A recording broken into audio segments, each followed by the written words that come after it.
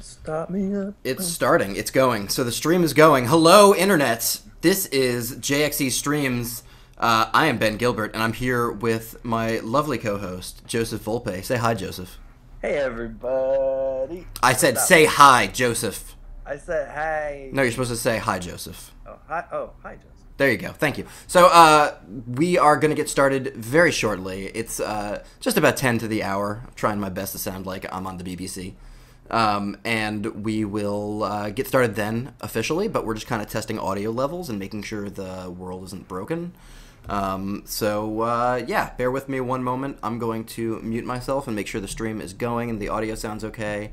And I'm going to get the game going. I should probably do that now, actually, before I check the audio. So let me just do that. What are you doing, Joseph? I am right now trying to make sure the stream is up on the mobile app so that I can Chromecast it to my television. Well, fantastic. Because I have bad eyes. I will need the classic controller. Turns out I have it. It's right here. So... I had to borrow a Nintendo Wii, not Wii U, Wii classic controller to play this from my friend Jeff. Oh, I have one, but I'm across the country. Oh, well, I can't borrow it from you then. That's not going to help anybody. I'm going to bust the game into the video here, and I'm going to kill this this logo in just a second, so I'm letting that happen. I've got a whole workflow here. I can't wait to show it to you. You're going to be so impressed. All right, here we go. So the stream should be switching over to the video of Majora's Mask now. I'm, of course, getting a phone call literally right now. That makes perfect sense. You need to throw your phone at the wall. I'm doing that. I'm definitely doing that. It's from California, so blame where you live. It's not me. Stop calling me, Joseph. So, yeah, let me look at the Twitch stream real quick and make sure everything's going okay. It looks like Chrome on my computer is garbage still. I wonder why it's not updating on the app here. I'm gonna mute myself for just a moment, so I'll be back shortly. Okay.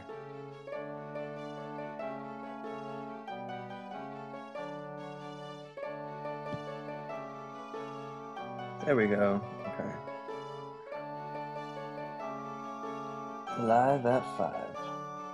It's not 5. The cool thing about checking streams and making sure if they're working is that I can hear that, Joseph. I just muted it. It's Jeez.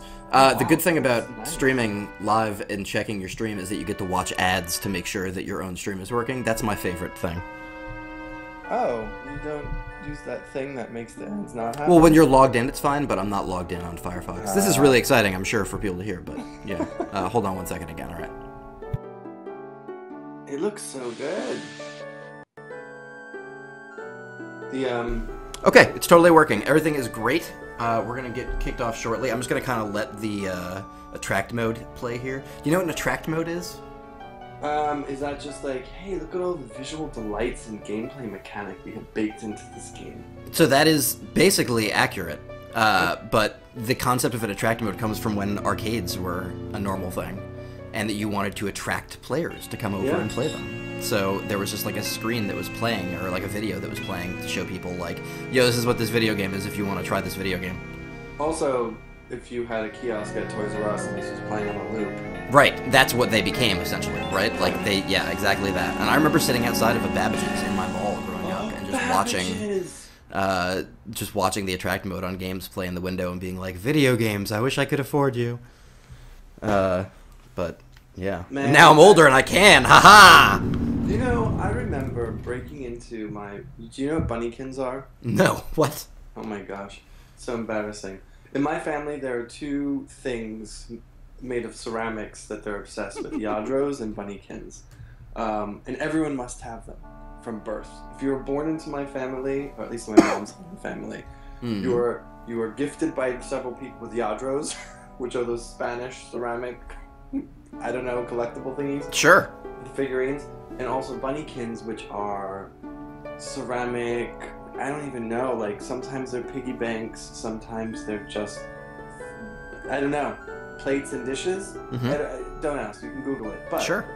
I had to break into my Bunnykin bank and I took out a whole wad of cash from I don't know how many birthdays to buy Final Fantasy III. Oh man. The one where you like feel like the game is over, and then it's like, nope, this is actually the beginning of the game. Yes. Oh man. I think I had to spend like $100. I think it was like $98. That would be unsurprising. Games were very expensive. I remember trying to convince my mom to buy Back to the Future 3 for NES, and it was like $90, and her being like, "Come on, what are you talking about? You must be crazy." $90 back then was not $90. No, it's $90 now is a lot of money. $90 then, I can't even. Jeez. This is like 1992 or something. So hello to everybody in chat, by the way. We got a handful of folks in chat here. We are playing the virtual console version of Majora's Mask for Nintendo 64 here. It is essentially, as far as I know, it's the same as what they released originally on N64. But yeah, there's like no visual upgrades. I don't think there's any. I haven't seen any controller prompts even being different. Like the game thinks I'm using a Nintendo 64 controller, which I'm not. I'm using a Wii Classic controller. But yeah, no, this is not the 3DS version. I've played a lot of the 3DS version, so I'll be talking about that, but I know that's not as exciting as watching it. I'm sorry to say that it's not really possible to stream from a 3DS. It is. You just have to mod your 3DS. Right, you have to either mod your 3DS or you have to get a dev kit from Nintendo, and neither of those are good options, is what I'm trying to say. So we're gonna be playing the original version here and talking about it and talking about some of the changes. I can answer any questions about the differences. I could talk to the new 3DS in air quotes because I've been playing it on that. I think that also comes out tomorrow, right? The 13th, doesn't it come out? Yeah, tomorrow is the 13th. So yeah, tomorrow is the day that both this game and the new 3DS launch. If you already have a 3DS, I'm going to tell you right now, don't buy it.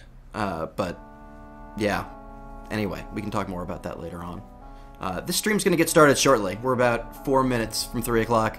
I want to make sure we get to 3. That's when I told everybody we'd be starting, and I don't want to be a liar, is what I'm trying to say. Yeah, stick to 3 o'clock. Yeah, 3 o'clock. So I'm going to have some water. I'm going to keep watching this beautiful animation play. I'm here to drop a lot of knowledge bombs. I'm here for those knowledge bombs. I only know so much about this game. I know that, it was supposed to be a disc game for the N64 DD that only came out in Japan.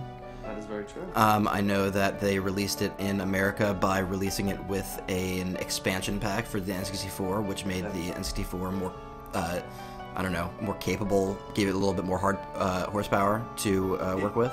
It actually just added RAM. Oh, okay. Well, that's simple. Yeah. Yeah, and I know I had one of those, and I got it with, I want to say it was with Perfect Dark. Yes, it might have been with Donkey Kong, though.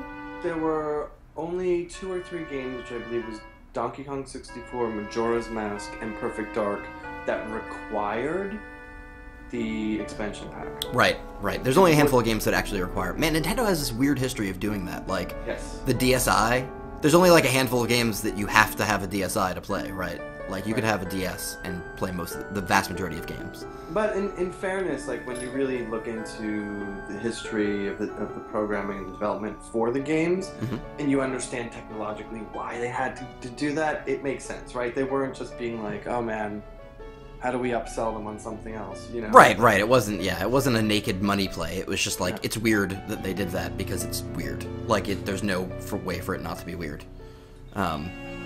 Yeah, I couldn't imagine that sort of thing happening today.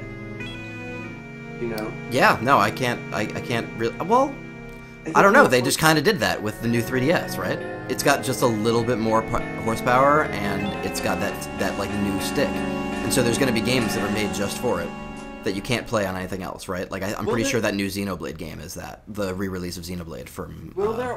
This is what I'm thinking Nintendo's actually doing there, because I think it's a really dumb stretch. First of all, their whole thinking on not including a charger was that everyone already has chargers. Which is nuts, by the way. Which is insane considering no stores actually stock Nintendo's official charger. So if you want the charger, you're SOL. Right. You know, you have to go directly to Nintendo.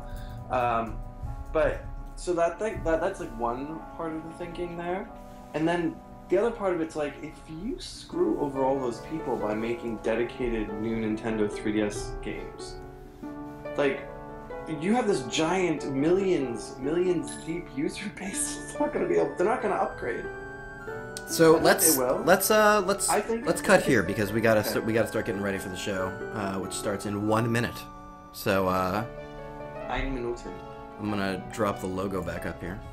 I was just gonna say, I think through the new Nintendo 3DS, they're gonna push NFC as exclusive to it instead of making that add-on peripheral. I think you're right. I'm just saying.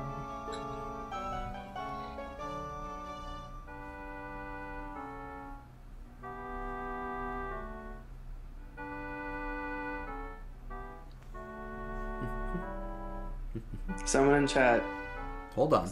take an issue with you. So let's begin. This is it's 3 p.m. We've got JXE Streams here kicking off. It is Thursday afternoon, and I am Ben Gilbert, senior editor at Engadget.com, and I've got with me Joseph Volpe here. We're just going to do a little bit of a reintroduction. Say hello, Joseph. Hey. And Joseph's not going to be playing the game here. I will be playing the game. Let me kick out that logo here. We're actually playing Majora's Mask today, the Legend of Zelda Majora's Mask for Nintendo 64, which I cannot say quickly. And I'm going to have to police myself on saying that word. Do you know what it was Ultra 64? What was it before? There's some other weirder name before that, isn't there?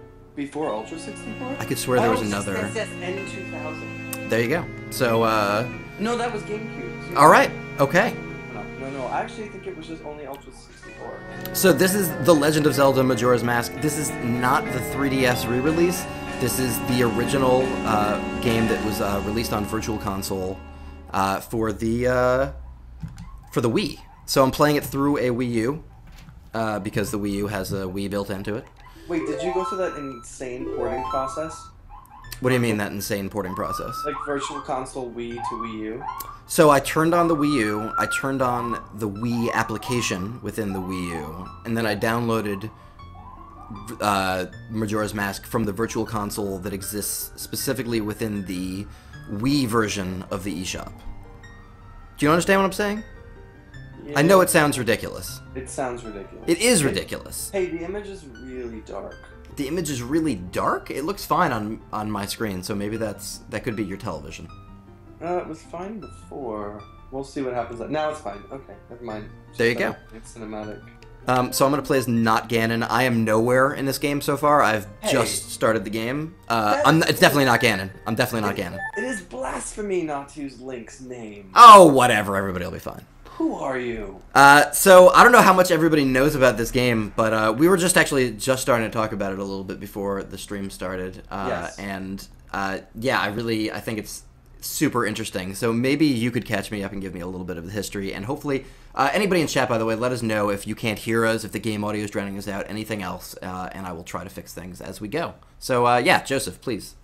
So, if I don't know how old the ages of our audience here, people watching the streams, but when the N64 was originally being announced and the games were in development, obviously there was the big leap into 3D, right? So it was uncharted territory. Nobody knew how to take platformers or these sort of exploration adventure games into the medium. So Nintendo sort of blindly pioneered all of that, but they were also grappling with the incredibly complex hardware they had built in conjunction with Silicon Graphics. So essentially, it took them, I think, 3 years to get Ocarina of Time up and running and out, and they kept delaying that game. Right. So what they initially... Nintendo delay a game? I know. Get right out. But you know, I know they get a lot of flack for that, but I gotta give them props. Like, they really, really do delay things simply for the purposes of quality. Uh-oh, I'm worried that people can't hear you right now, so let me just turn down, do you have any way of turning up your audio, actually? Me? I don't. You don't have a way of turning up your audio. Let's see what I can do here. I will, boost the audio a little bit. They say they can't hear me over the game. So maybe you're just, like, blaring game audio. I could be blaring game audio. Let me see what I can do about that right now. Alright, here we go. I'm turning down the game audio significantly. So, let's see if that does the trick. I've turned down the game audio significantly, so hopefully that's helping. Is this remedying things, people in chat? Can you hear me better? I want to go through this Having some technical issues here on my side where the there we go. All right. Okay. Should I start over? Where should I begin again? Just hang out 1 second. I think we should be good. All right. High, not low. Okay. I think we should be all good. So please continue. Yeah. They're saying my voice is still very low. Yeah, it sounds. To me, you sound fine. So I don't know how to turn that up really. I can't boost you. Maybe Skype preferences and fix this. Yeah, try going into your Skype preferences and see if you can boost your audio that way, and maybe in your audio settings as well, in just OS X settings. Okay. Audio. Okay. Yeah, it looks like people are saying you're just quiet. So hopefully, go ahead. Am I louder now? A little bit. I hope. Hopefully. I'm boosting it. How about this? Try boosting it. Keep boosting it. Okay. Okay. All right.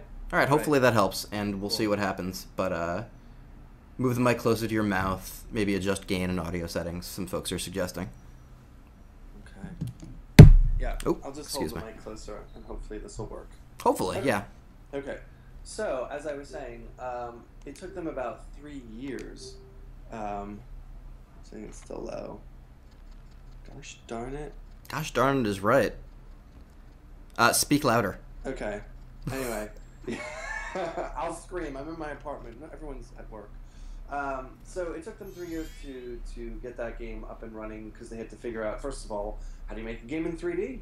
How do you make Zelda in 3D? And how do you build a game engine or even make 3D models? So once they had done that, they had already eaten up such precious time. I mean, pretty much all of Nintendo EAD was working, which is their major internal studio, was working on Ocarina of Time, and they didn't want to wait another 3 years to release another game because there was already like a paucity of games being released for that system. A paucity of games. I'm sorry, as I was saying it, I was like, why am I going to say paucity? But I can't stop myself. You know, there was a dearth, a lack. There weren't many games that were released because it was so intensive to program those games and they didn't really know what they were doing. So originally, if anyone else remembers or anyone's a big fan, the 64DD was an add-on disk drive that used a proprietary magnetic disk Nintendo had developed because they were like, we're not doing CDs, we're not going to be the PlayStation that we killed and created, you know, we're going to do this other thing that's inferior, but you can't pirate it, right? Right. Problem being, so there was a side quest called Zelda that was going to be an add-on for Ocarina, and then Zelda Gaiden, which was going to be the sequel, right?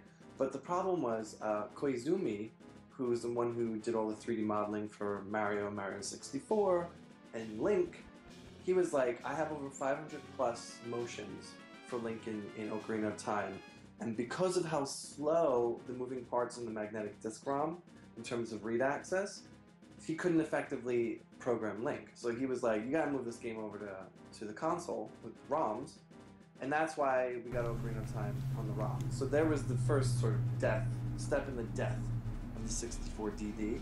Okay. And then, so what happened after that was, Miyamoto was like, all right, everybody. Shigeru Miyamoto. Yeah, Shigeru Miyamoto was like, we're gonna make Zelda. We're gonna make this like side quest. And Zelda Gaiden, if you will. No. This is still Zelda. Okay. Okay. Do you have any way? By the way, while you're going, is there any way you can turn up your audio more? It's definitely quiet. Ooh, bollocks. I'm sorry. No. Do you have another microphone, perhaps? I do. You know what? I have to. Can you guys give me a second? Yeah, we can. I can play the game here and talk about the game for a second. We'll get back to you because it's worth it to be able to hear what you're talking about. Okay. All right. Bye. Okay. So, yeah. Sorry about that, folks. We're just having some technical issues here in terms of that.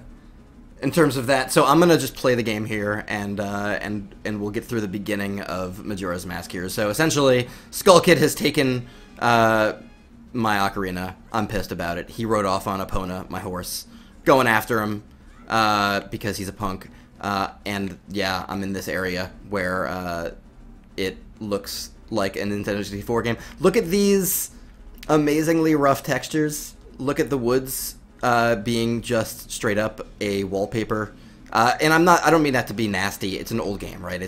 We're over 15 years ago here on this game, but it is it shows its age. But it's still a lot of fun. What I've been playing so far on the 3DS has been great. So like when I bought this game years ago, I was a huge Ocarina of Time fan. I was like 13 or something when Ocarina of Time came out, and it was like the perfect time for that game to come out for me. And then when this game came out, I encountered the timer stuff, and it drove me nuts. So I basically just stopped playing it because I was like 15 or 14 and extremely fickle. And yeah, so I never really played it, which is nuts. Here's the Skull Kid being a jerk and talking smack to me with his very silly mask. And yeah, so anyway, I'm excited to play it now, and I've been enjoying playing it on the 3DS, especially because of that new thumbstick, and being able to look around with the camera makes a huge difference. Like, I'm using the Wii Controller Pro, or the Classic Controller, I think it's called. Not the Wii U controller, but the Wii controller, the one that like hooks up to your Wiimote. And it's got 2 thumbsticks on it, and I can't use the other one to look around, and it drives me nuts. So yeah, all this stuff with the Skull Kid, though, is super weird. Basically everything in this game is super weird, and that's kind of the thing about Majora's Mask, is that it's a super, super weird Zelda game. It is not like a normal Zelda game at all. There's a timer on it, as I talked about before, which is that the moon is going to crash into the Earth and destroy it, or the planet. I guess it's not supposed to be Earth. And so you have 3 days with which to stop that calamity, and it's super, super weird, everything that happens. Like, for instance, right now, I am getting, like, shaken down by a bunch of Dekus, and it's messed up. And so he, like, trips out, Link, like, goes running away, and he's tripping out, and there's this crazy giant Deku chasing him in the background. It's kind of blurry and trippy, and then he wakes up, and he is a Deku scrub. Oh, snap! This is the big reveal, in case that wasn't clear. Oh no! I'm bugging out, says Link. Or at least he would if he ever spoke. And Skull Kid's laughing at you, tripping balls, as he will.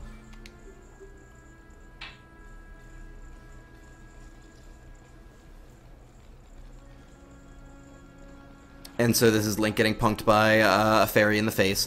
So yeah, this is just kind of the intro stuff, but we don't have any of the main game mechanics yet. There's like a relatively long intro in this Zelda game, which I don't actually know how uncharacteristic that is for Zelda.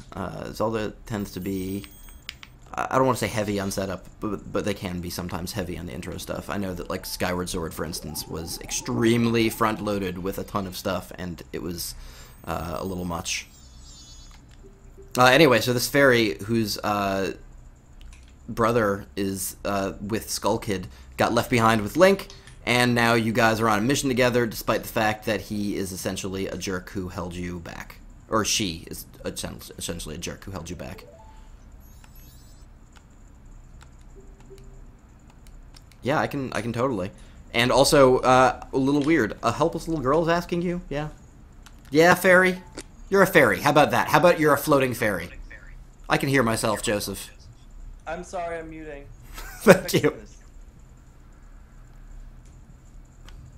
And yes, the fairy is named Tail. I thought it was Tattle, right? I could swear it was Tattle. Anyway, maybe that's just a misspelling. I don't know. These bushes run away. I don't know why.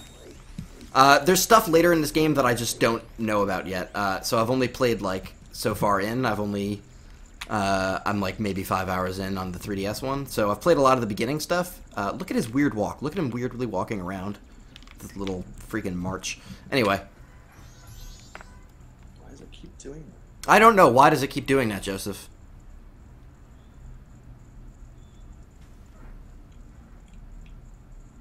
Okay, so it's Tattle and Tail. Excuse me. So that's one and the other. By the way, hello to all of our new viewers. We're 355 deep right now, and we're about 15 minutes into this stream. I'm Ben Gilbert, hello. I'm not going to keep introducing myself, but I'm all alone, so I'm talking to myself at the moment. But I will be joined soon by Joseph Volpe, who's also on the stream, although he's having some mic issues at the moment. So we're playing Majora's Mask, obviously, on Nintendo 64, but I'm playing it through the Wii Virtual Console. And yeah, it's a super bizarre side story on the Zelda series. Yeah.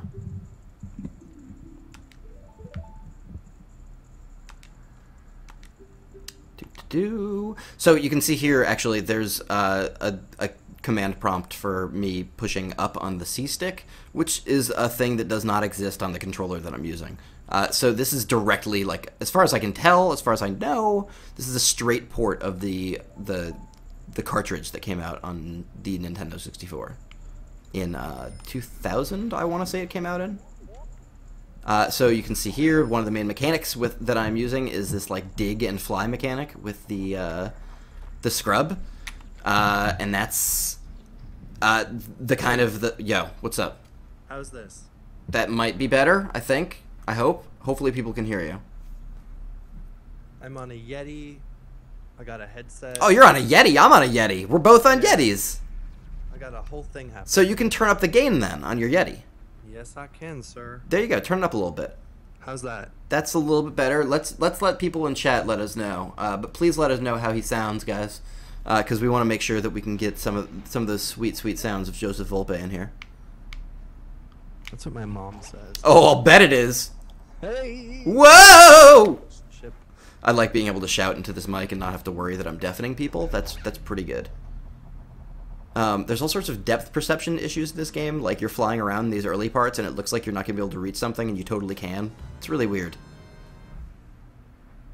So it says, yeah, your loudnesses. Hopefully everything is okay. More loudnesses. Okay, so maybe turn yourself up a little bit more. More volumes, they say. Yeah. Keep going. Give me that gain. I'm all the way. I'm at max. You're at max gain? Seriously? Yeah. Okay, something has got to be wrong. Let me see what I can do on Skype here. This call. Yeah, maybe it's not me. Maybe it's just, yeah. It's probably not me. Because I'm like speaker is good. Yeah, I mean, I'm turning up your volume. Automatically adjust speaker settings. No, okay, that should be good. You should be as high as I can go on my own thing. All right, I'm gonna get turned.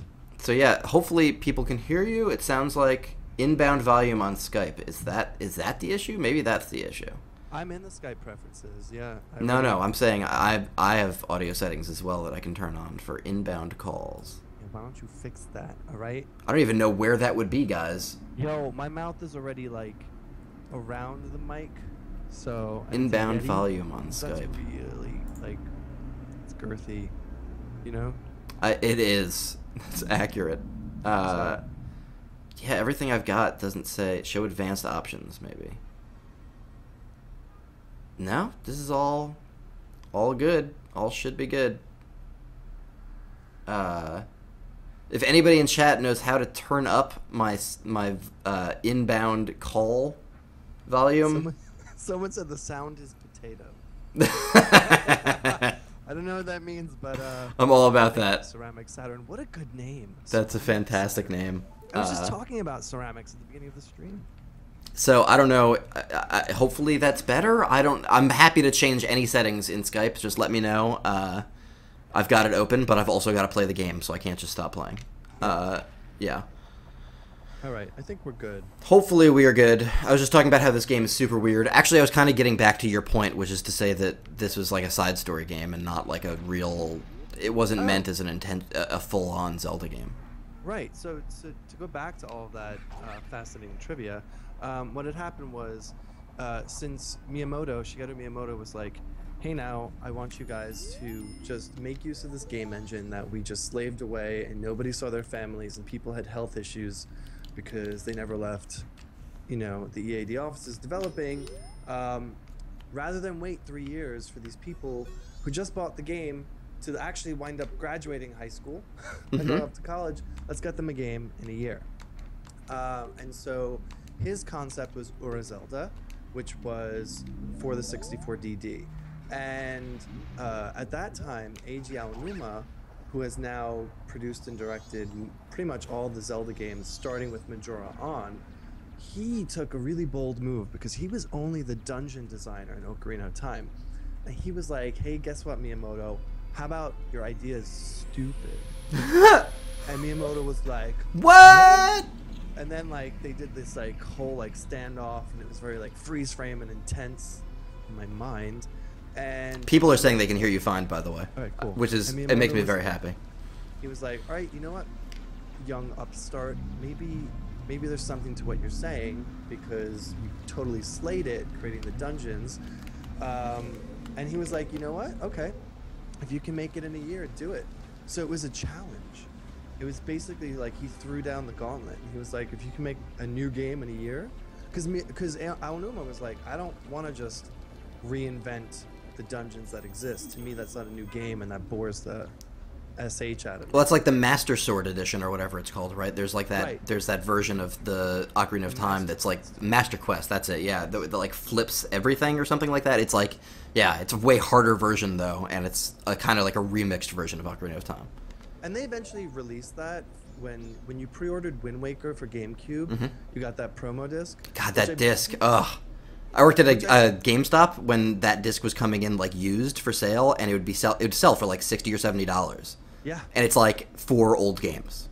Yeah. So anyway, I'm sorry. That has Ocarina and Majora, and then like Master Quests of both, right? Is that it? Yeah, and I think that has pretty much every Zelda game on it, and it's all emulation. Yes. Right. Oh, people are saying I should turn mine down. I'll turn mine down. Fine. Here I am, turning mine down a little bit. Okay, please continue. So getting back to the whole debacle here. So here's another really interesting bit of Majora's Mask trivia. The 3-day game mechanic came from Yoshiaki Koizumi. What? He was a 3D modeler responsible for the designs of Mario 64, Link, as I was saying before, when he was like, my Link, the 500 plus motions won't work with the 64DD, that guy. That guy was like, because Aonuma was sitting around in the planning stages for Majora's Mask being like, I have no friggin' clue what to do, and they were losing time. So Koizumi was like, hey, I really like the movie Run Lola Run. No joke. And I don't know if any of you remember, but Run Lola Run had the pink-haired Franca Potente, and she plays through 3 different scenarios of how your actions can impact the outcome. It's a good movie. It's like a great movie when you're 16, especially. Yes, I don't know that I can ever watch it again. Right. But it was fantastic. All this info, by the way. So Brandmo in chat wants to know where you got all this info from. So I figure we should probably put it out there. Oh yeah, if I were to give you sources for this, it would probably turn into a leaflet. Right. There's a lot of information out there on all this stuff, though. There's like a lot of stuff out there about the history of Nintendo. Right, and it's all excuse me, it's all archival. I mean, some of the stuff goes back to, the early 2000s with interviews, but a really great resource I would tell you if you want to learn some very, very, get some very candid insight into how Nintendo functions, specifically with Aonuma and Miyamoto and the development teams, Iwata Asks is an amazing resource. So those are the Nintendo official interviews, basically. They're like internal journalism. I don't know how else to put it. It's crazy. Right. And it's so off the cuff, and you get to see how they interact with each other, which is fascinating. I think the most interesting one was the one I read with the Wonderful 101, where, oh my gosh, why can't I think of his name from Platinum? What's his name, Ben? Mikami? Shinji Mikami? No. You're talking about one of the Platinum gentlemen. There's Shinji Mikami. There's behind Wonderful 101. I can't remember his name. Anyway, just how sort of abrasive and petulant he is, and just like the way that Nintendo had to mediate talking to him to tell him about the changes he should implement and just their internal culture. It's really eye-opening, and you learn a lot about Miyamoto and how the company works in relation to him and how the other developers have to approach him. And there's that famous upending the tea table that he does where he comes in at the late stages and throws everything you've been working on out the window. Yep. But it's really interesting because it's Hideki Kamiya. Yes. Thank you, chat. Awesome. Thank Sorry, you, please continue. Yes, he's a genius, but apparently a brat to work with. But anyway, like Miyamoto doesn't do any of he doesn't do any coding, he doesn't do programming, he doesn't do any storyboarding or character design himself. Oh, does Shinji Mikami no longer work? He's like a really grand stage planner. And his approach to game design is always like function. Mm-hmm.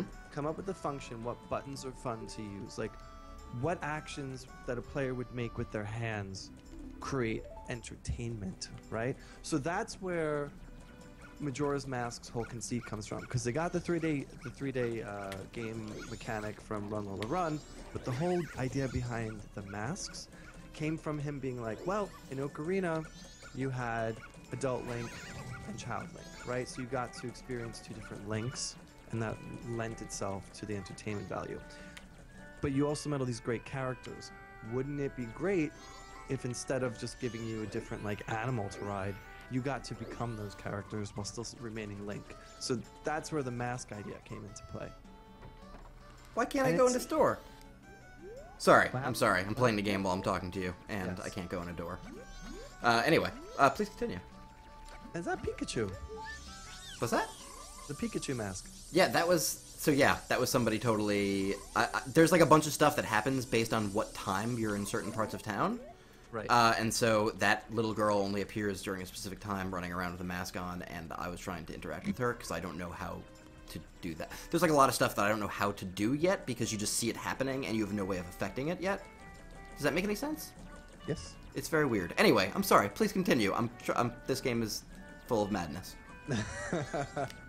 Well, so that's pretty much it. I mean, once they were able to lock on to the ideas of a dense, compact world that you'd be repeating, they just set forth.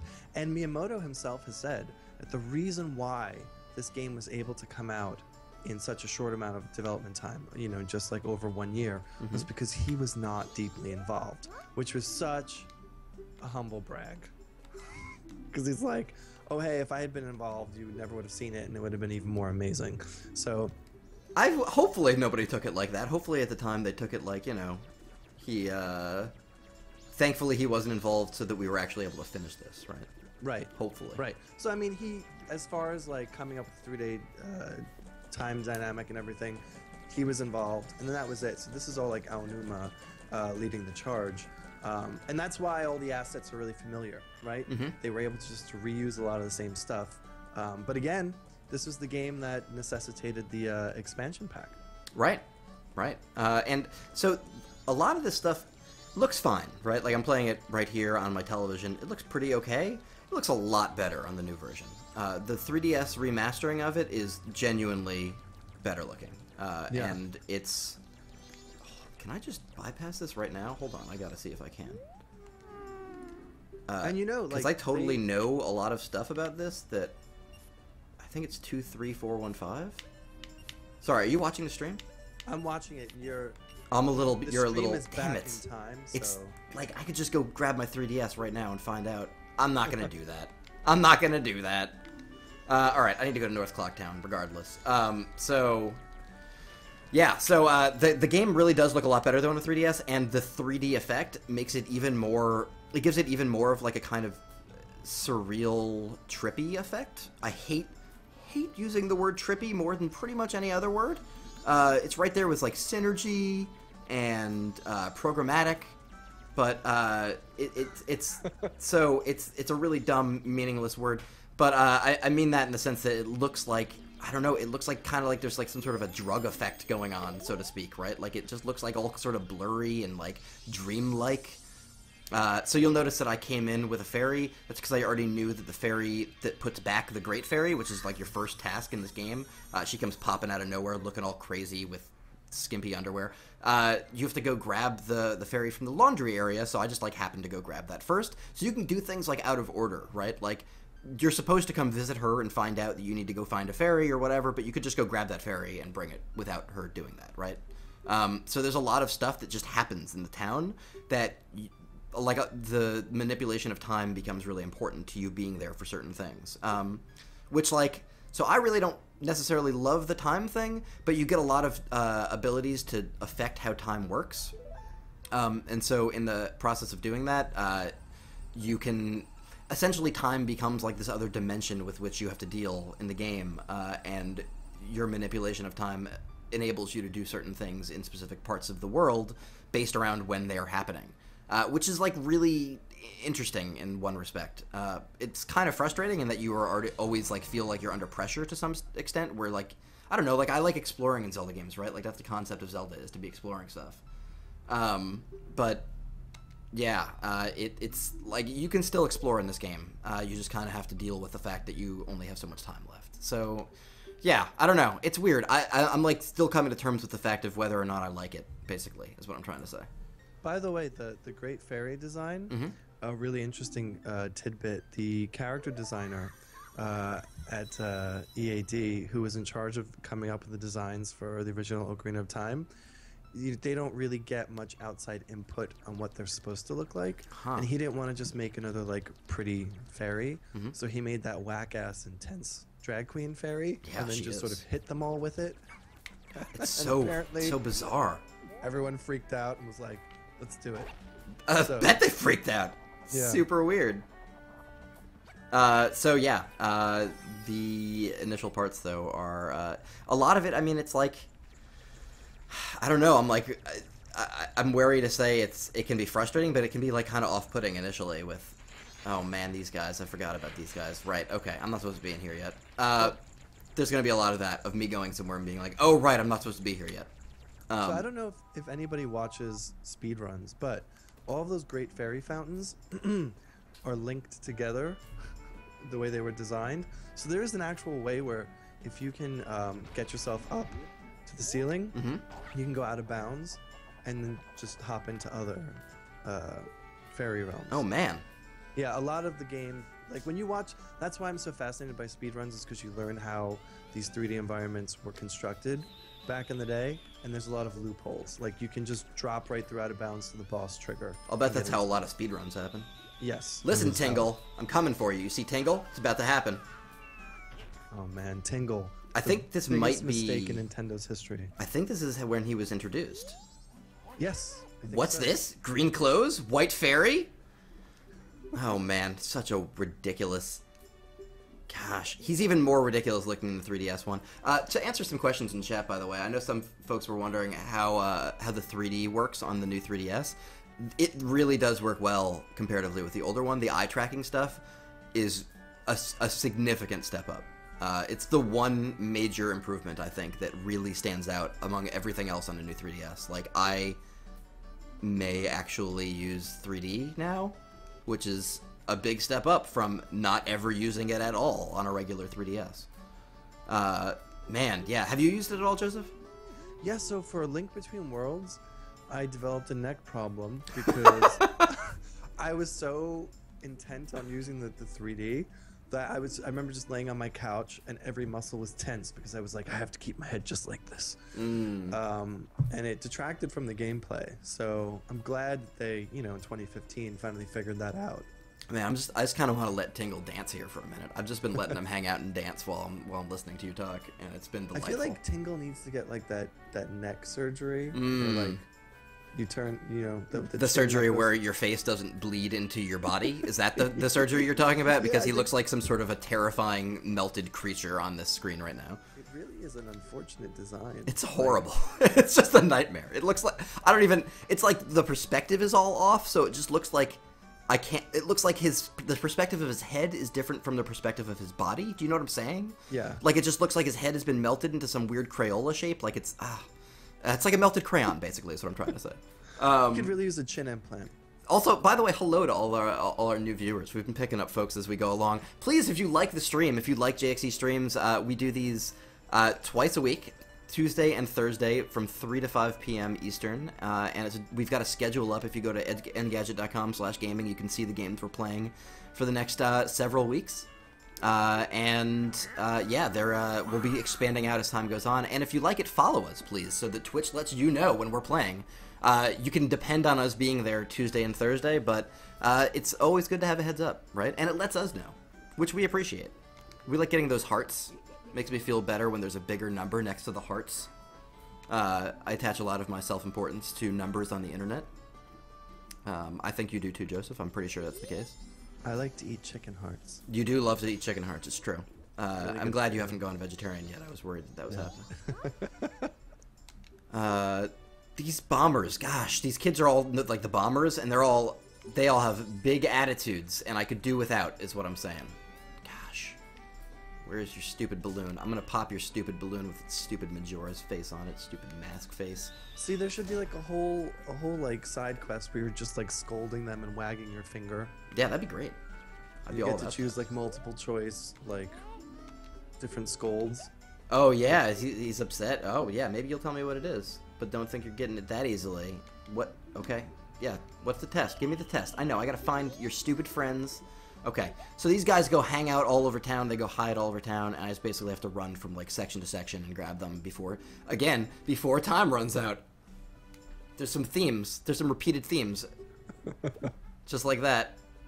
There's a little cute little thing where they all jump up at the same time, except for one of them who falls over. I'm a big fan of that. They hide in really dumb, obvious places because they're children, and, you know, kids aren't And also, smart. how frustrating would it be if they were hid really well? That would, yes, right. I get the game reason behind it, but, you know, I just like insulting children publicly. For no reason. Like attacking the, defenseless for no reason on the internet, apparently. You're a bully. A bully. Like, for fun, you go to schoolyards and you're all like, hey kids, stop being so short. I like to bring video games that kids can't play to schoolyards and be like, oh shoot, you don't have these games yet? What's that about? I'm an adult, and then I leave. It's mean. It's mean. See You this can kid actually running skip away? past that guy. Gosh, this kid's such a jerk. Gosh, such a Pretty jerk. sure. Yeah, got you. What do you mean skip past him? The guard? Oh, really? Yeah, there's a way. Okay. There's another kid up there. I'm gonna go after him next. These kids, bad hiders, hiding in plain sight. So the remake, interestingly enough, is also done by Grezzo, the developer that did Ocarina of Time 3D.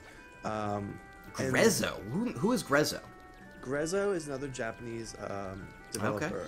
And Nintendo, I forget why Nintendo reached out to them to Did he really do just run Ocarina back of there? Time.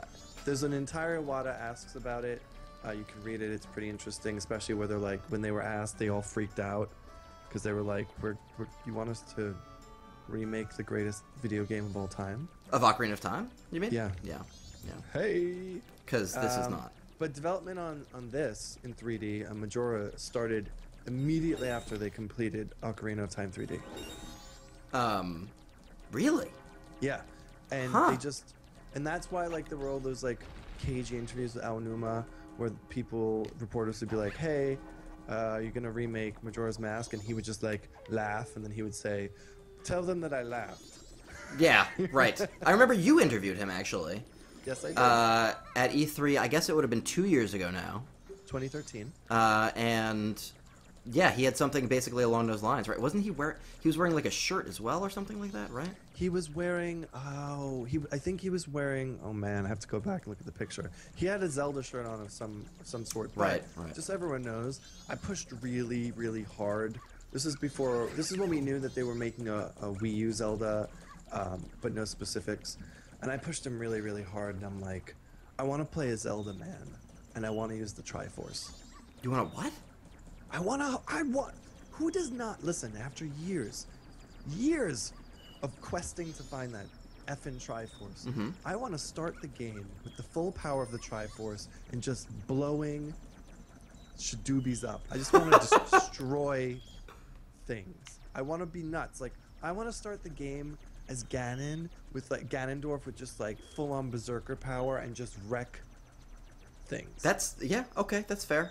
You want the kind of Metroid treatment, right? You want the start with full power and then lose your powers. Metroid Prime did it. They like took it away too quickly. Like, give me at least like a solid like 4 hours with it, and then devastate me. Or start out with Ganondorf having badass berserker power, and then when you're gonna rip it away, switch to Zelda. Let me play as Zelda and let me do some like crazy telekinetic, hoobie-jooby. I think they had essentially said that's something they're looking at, right? Is like playing as Zelda or playing as a female Link or something. Yeah, I just don't want to be Sheik. Yeah, well, yeah. Sheik is not a... Yeah. I don't know. I mean, I like Sheik a lot because I have this attachment from Smash Brothers to Sheik. Right. Maybe that's just me. I think it's a cop-out to be like, oh, you can't be the princess. You can be the princess as a boy. Does 3DS make... so there's some questions in chat. Can you actually help me out and read some of those to me? Sure. And maybe find some that are... What in particular are you wondering about? I know there was one that Oncoming Storm is asking about. Does 3DS make the Clocktown seamless or not? And that's for you to answer. Yeah. I mean, I just need you to help read them. Okay. That's what I'm saying. Because I can't look at the screen at the same time. The 3DS version it deals with the same stuff, where there's loading in between each part of town. Like, it loads West Clocktown versus South Clocktown versus North Clocktown, so it doesn't feel any more seamless, I guess, necessarily. It's nice that you have a map right below on the second screen, so that's convenient, but it's not necessarily... it doesn't necessarily feel like more seamless, so to speak. Where's the other one? Maybe he's in the laundry area? The laundry pool? I think that's where he is. So, an interesting thing, I think, Ben, is that when you initially told me you were doing this stream, I got very excited. And you had said that when the game first came out, you don't have strong memories of it because you didn't really get into it way back in 99, 2000. Right, so totally, yeah, I was not big into the Smash, jeez. I was definitely not big into Majora's Mask when it came out. I was such a big Ocarina fan, right? Like, so I think this happened to a lot of folks where, like, I played Ocarina, I loved it, I played it nonstop. And then I got Majora's Mask, and there was like that timer in it, and it drove me crazy. And so I just didn't... Can I have a map even video game? There's not even a map? So yeah, it drove me nuts that was the case, and I immediately was turned off by it. And you know, when you're like a kid like that, you just stop playing it. I didn't like... I don't know. I didn't give it a chance. I just basically played it, found out there was a timer, I died... I got to the end of time or whatever, and time ran out, and that was it. And so I said, like, I'm never playing this again, and that was it. And I never played it again. You weren't off-put by the fact that it was, like, such a departure. It was this bleak world. There was no Zelda. Because there's no Zelda. I don't think the Zelda thing was a problem for me as much as the fact that there's, like, you're not playing as Link, really, at the beginning. You're playing as, like, this weird Deku scrub, right? So... glitching in the world.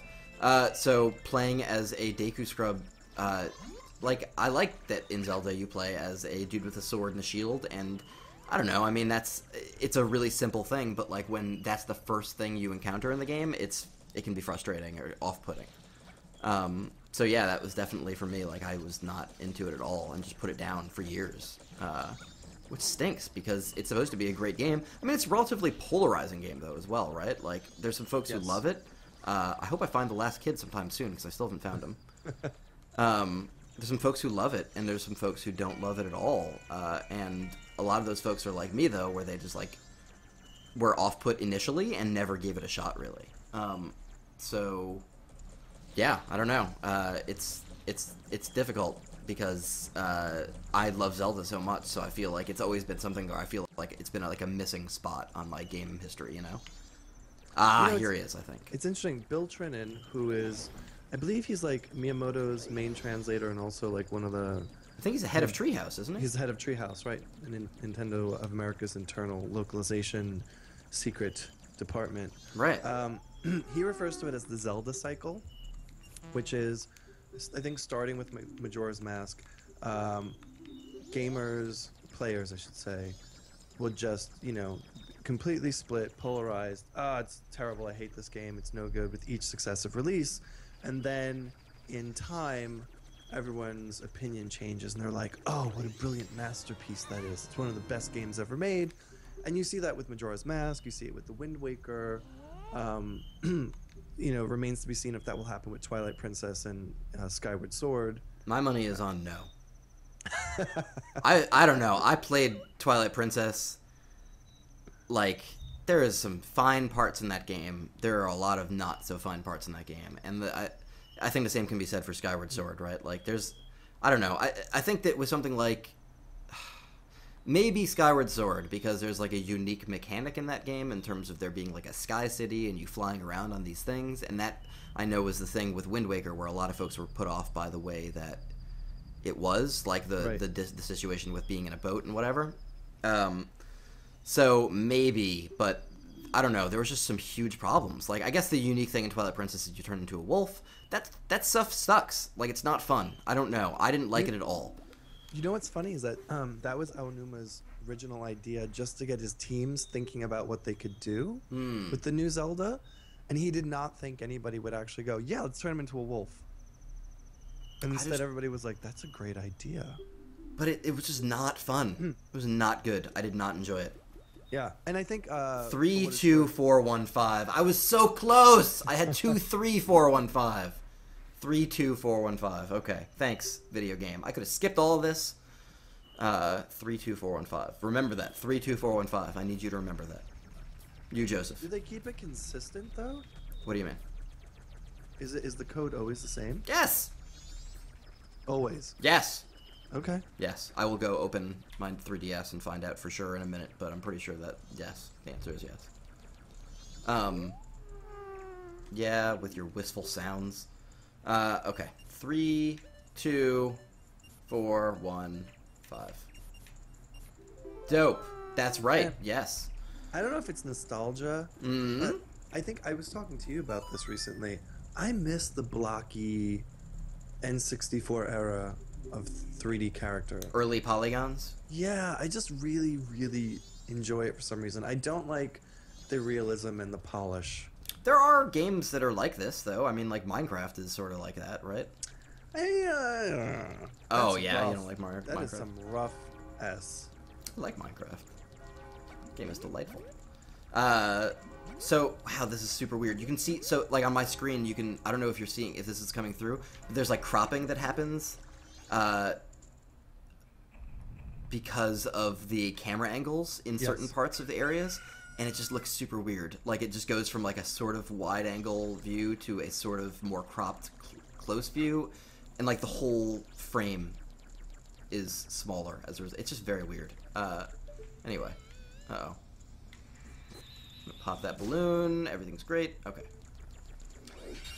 So I'm not that worried about time, though, because as long as I get everything done, all I have to do is get my ocarina back. And when I get my ocarina back, I can reset time.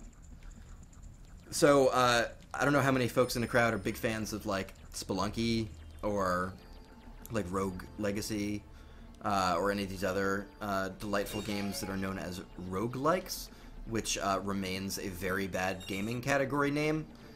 Because it's all derived from a single game called Rogue.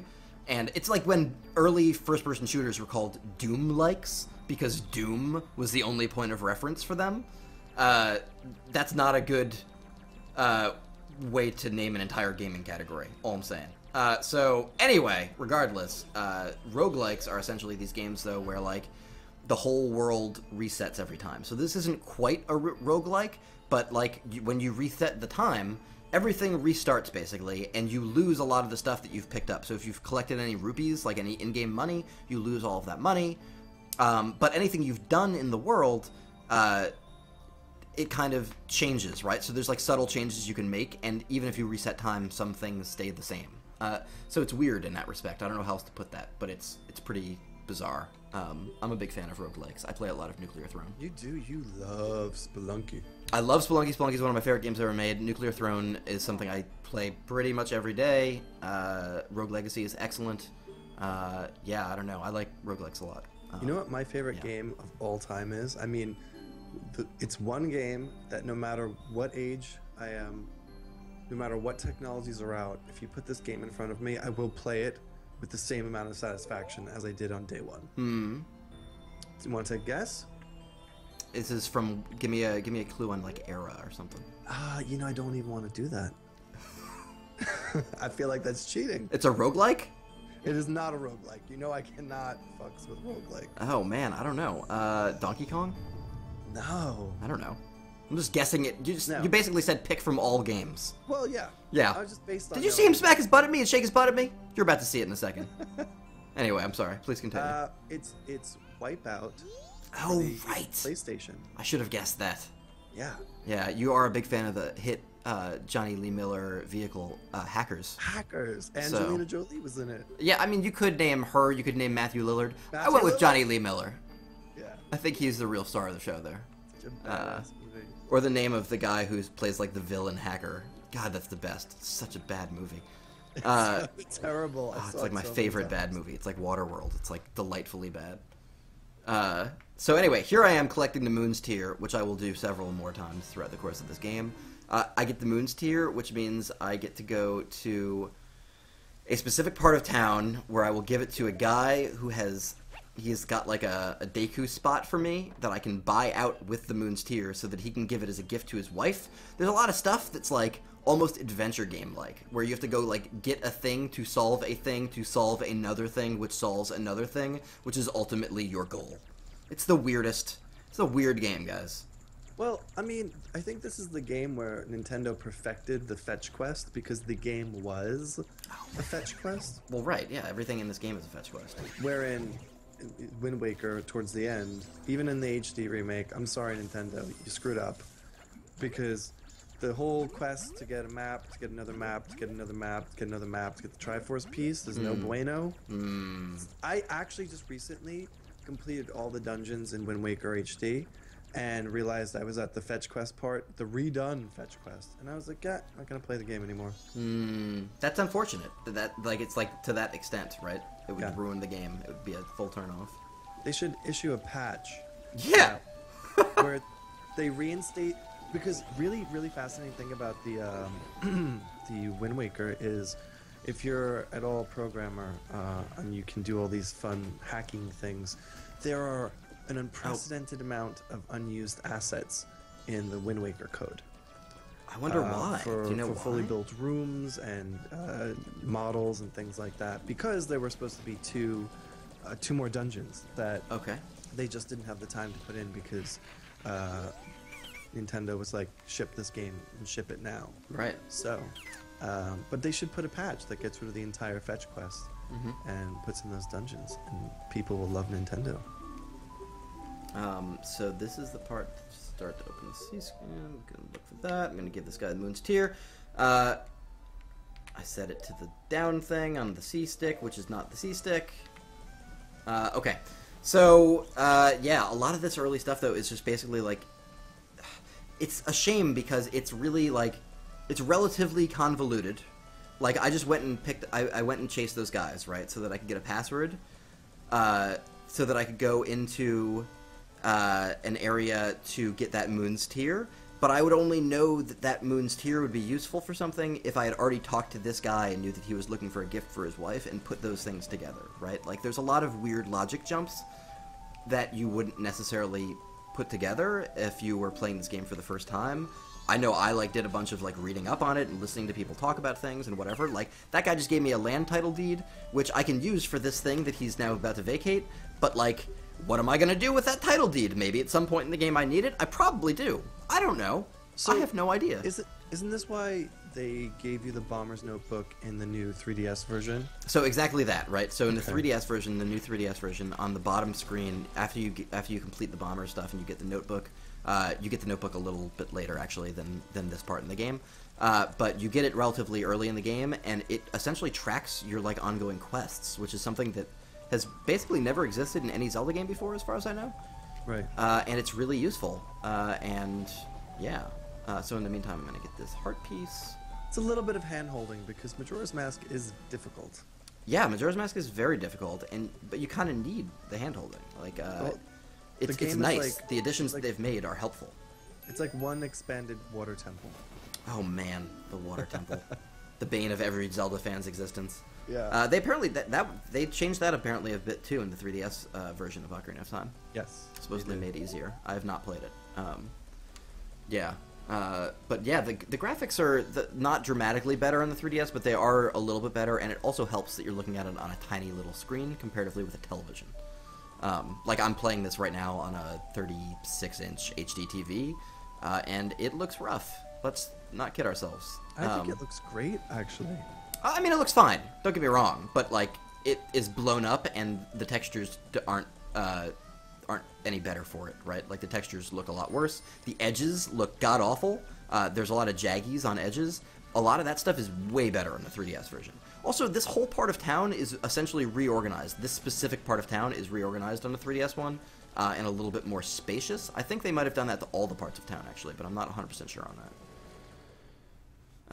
So let's go in here. So also in the 3DS version, over here, in this area that I'm standing right now, there's like a stone that will guide you on your... It like provides hints on different stuff.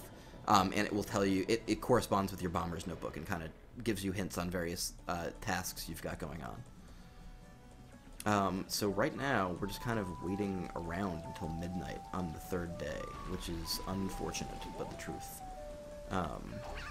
So we'll walk around and kind of talk to some people and all that good stuff. Have you ever used the Virtual Console on the Wii U yet? No, so I had gifted my Wii to my niece and nephews several years ago. I don't know why, because they were not capable. Even the oldest wasn't even capable of really handling a video game, controlling a video game, even with the Wiimote. But I was like, I've always been a psychotic fan of, video games. So I wanted, because I knew that my sister and her husband would not at all, introduce them to the world of video games. So it has been there, and they of course fell in love with games over time, but they never touched the Virtual Console. And back then I bought a ton of Virtual Console games, not knowing I wouldn't be able to just re-download them. It's just crazy that you can't. It's completely crazy. Nintendo. Maybe we should change that. So no, since they're so far away, I've never bothered to do the whole transfer. Right. Oh, Honey and Darling shop. Look at this. Yeah.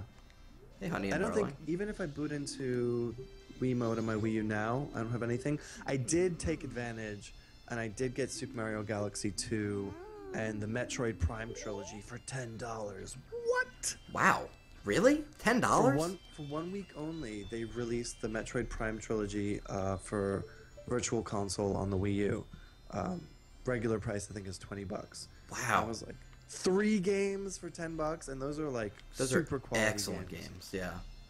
Funny story. I think you might know this actually, but for those of you playing along at home, I worked at a GameStop many years ago, and it was during like the GameCube, PS2, Xbox, the first Xbox era, and a woman in her mid-30s came in, just like a regular looking lady, not like a not like a gamer nerd kind of person, just like a regular looking adult, and said, I've been playing Metroid Prime 2 with my husband, we love it, it's a great game, and we can't get past this boss, and we just want to keep playing the game. Can I pay somebody here to beat this boss? And I said, yes you can! I will happily take your money to beat a boss in a video game. And so she paid me $20, and I took her memory card, and I borrowed Metroid Prime, I think it's Hunters is the second one. Maybe I'm wrong about that. Are you talking about Echoes? Absolutely, yeah. Absolutely, yes. I'm sorry, I'm confusing it with the DS one. And so she paid me to beat that boss, and it was the boss where it's like a puzzle. It's kind of like a 2D. It's like a worm boss, and you have to drop bombs on it in certain sequence, and like it's so cool. I basically learned how to play the whole game just so I could beat that one boss, and was like, I now have to play this whole game because it's so good. So yeah, I got lucky. The hardest one. I really liked it. It's great. It's just super hard. Well, I'm pretty tough. I don't know if you knew that about me, but I play video games pretty well. That's not accurate. That are that's true. Born excellent at playing video games, and there are some people that are advisors, and I consider myself an advisor. That's fair. That's a fair point. So yeah, here I am walking around, talking to. I don't know. I've actually never been into this building. So I'm walking around in this crazy building. Everything's crazy. Yeah. So. Man, it's been so long though since I thought about Metroid Prime, and that game is excellent. But yeah, so we're about 1 hour into the stream here. So let me remind everybody that this is JXE Streams. We do these every Tuesday and Thursday from 3 p.m. to 5 p.m. Eastern, and we'll have another coming up on next Tuesday. And if you want to know when we're going live, if you follow us on Twitch, it will let you know automatically, which is fantastic. And otherwise, just show up. on Tuesday and Thursday between 3 and 5 p.m. We've got a schedule of all the games we'll be playing. If you go to engadget.com/gaming, there's a schedule right up there on the main page, and you can see everything. It might not be me next time. It might be somebody else. We'll be playing a lot of new and upcoming games, and also sometimes just kind of weird stuff, right? Like the 3DS re-release of Majora's Mask is coming out tomorrow. We're playing Nintendo 64 Majora's Mask. How about that? How about that, Joseph? Which I think is a proper lesson. It's an education. This is a history class, as far as I'm concerned. Today. That's the point today, anyway. Let's respect where things come from, okay? Respect your elders, not that I'm old. Ben's old. I'm way old. I'm 30. Yeah. It's like 1,000 years old. May as well be 400. Maybe I am 400 and I'm not telling. I'm an immortal. See? There you go. I've gone over this. Yeah. Mm-hmm. I'm killing time right now, by the way. You were talking about the graphical quality of Majora's Mask on the N64 and how it's like rough and there's like, the jaggies and whatever and the fuzziness. But that's actually because the N64 hardware had inbuilt anti-aliasing. So this is all a measure of the Nintendo 64 not being tough enough to do better anti-aliasing? No, so it was actually a really great pro of the system that they had, the hardware they had designed. This was something other systems at the time didn't have. You would have had to do it in the software for the games. And so that basically, like, the jaggies are made fuzzy intentionally. I mean, they're so jaggy, though. Like, if you get... Oh, man, there's so many jaggies. They're so jaggy because you're playing it on an HD TV. That's absolutely right. So that's like the other problem. If you were to play this on a CRT TV, it would look softer. I hope. Yeah. Ka-ching! But you'd also be like, what's wrong with my eyes, man? That's the other problem, is that's what I'm wondering most of the time I'm playing this game. Maybe I just accidentally took a bunch of acid and now I'm playing this game. I don't know. I might have. I don't know what happened earlier today. What did I have for breakfast? I don't know, Joseph. I know what I had for breakfast. Probably like nothing. Yeah, probably nothing. Yeah. Or maybe like Mucinex. Did you just... No, it's Metamucil. Mucinex. No, I know. I'm aware. I'm aware of the difference. Yeah, this guy chases and chases this dog. I love dogs. This dog in this game. Test my patience. Also, I like that your character is tall enough to jump to a lot of things. This thing right here, though, this part of the clock tower, just too much. Can't do it. Not possible. Lots of weird little stuff like that. There's so many little things in older games like that, though. You're just like, you have to accept because it was just something that was like, that's how the older games are. Oh, right, well. We didn't know any better, and also, I mean, you had hardware limitations to work with. You had programmers that were just figuring out how to navigate these spaces and make them fun, At midnight on the eve of the carnival. Okay, so I gotta wait for that again. I'm still waiting for that. It's almost there. The time goes so slowly. I think one of the really interesting things I've learned from, again, watching speedruns, which I'm a big fan of, is that with games from this era, the reason why there's a lot of ability to go out of bounds and clip through things, and that's like when you go through objects that are supposed to be solid into other areas of the game map, is because of collision detection. And the fact that because of the way the hardware's RAM limitations were, they couldn't always, and you see this a lot in like Donkey Kong 64, they couldn't always program for all of the surrounding environment to be a solid wall and that to be a solid object. So when they would think that players normally wouldn't go to certain areas, they just wouldn't code it that way, which is why you're able to cut through things. And also just to reduce lag, sometimes that they would remove the collision detection. So I know that doesn't really pertain to anything you're doing on screen here, but you can see, like, in certain instances why he might blend into surfaces. That's partially reasoning behind it. I'm just taking a moment to look at the moon, that nobody else seems concerned about the fact that there's a face on the moon. Yeah, that's the weird thing about this game. Everyone in the town in Termina is really chill. That's what, like, is weirder to me than anything else, is that everybody's totally calm about the fact that there's a moon that's getting closer and closer. Also that there's a face in the moon! Should be totally freaked. If I looked up tomorrow and there was suddenly a giant grinning evil face in the moon, I would be really concerned. I think I would not be the only one. Come on. Well, yeah, I mean, that's a given. I also haven't discovered why some plants run away from you and some don't. which is totally a thing. Oh, I think we're getting close to the dawn of the third day. Come on. You know, it's kind of amazing that Nintendo didn't use REM in any of its marketing. What song would they use? Man on the Moon. Oh, yeah. Yeah. Yeah. Maybe the licensing was expensive. Guess for REM? You say that like they're not a big popular rock and roll band. I don't know. I was never much like U2. I don't care for their contributions to pop music. Well, I'm with you on that. I don't like REM very much, but I'm not Mommy ain't raised no dummies. I'm aware that there are a lot of REM fans out there. There are a lot of Creed fans out there. It doesn't mean that I like them. Somehow I accept that more. No, nope, no. Disagreed on that end of things. Man, I wish this would open. I wish I could just get into this freaking building, but I can't. Yeah, so I'm still waiting around. The unfortunate thing about this is a lot of times in Majora's Mask so far, this is a game design thing. This isn't like a re-release thing.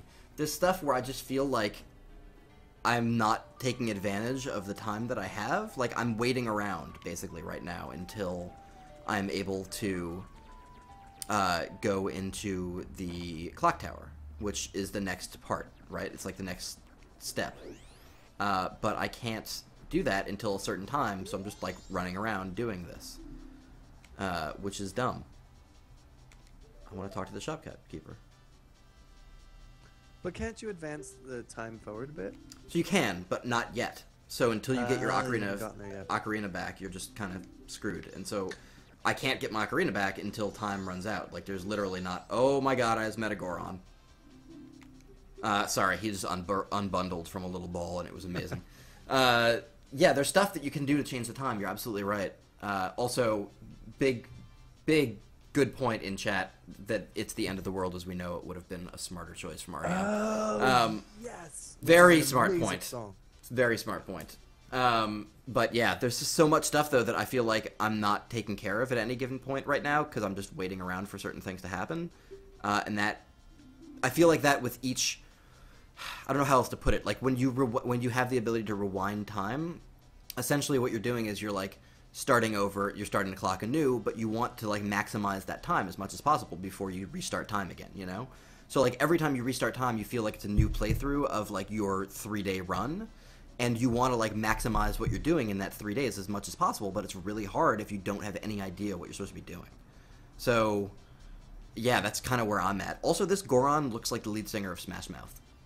Let's keep going. By the way, Chad is right. If you talk to the Scarecrow, he does his dance and time advances.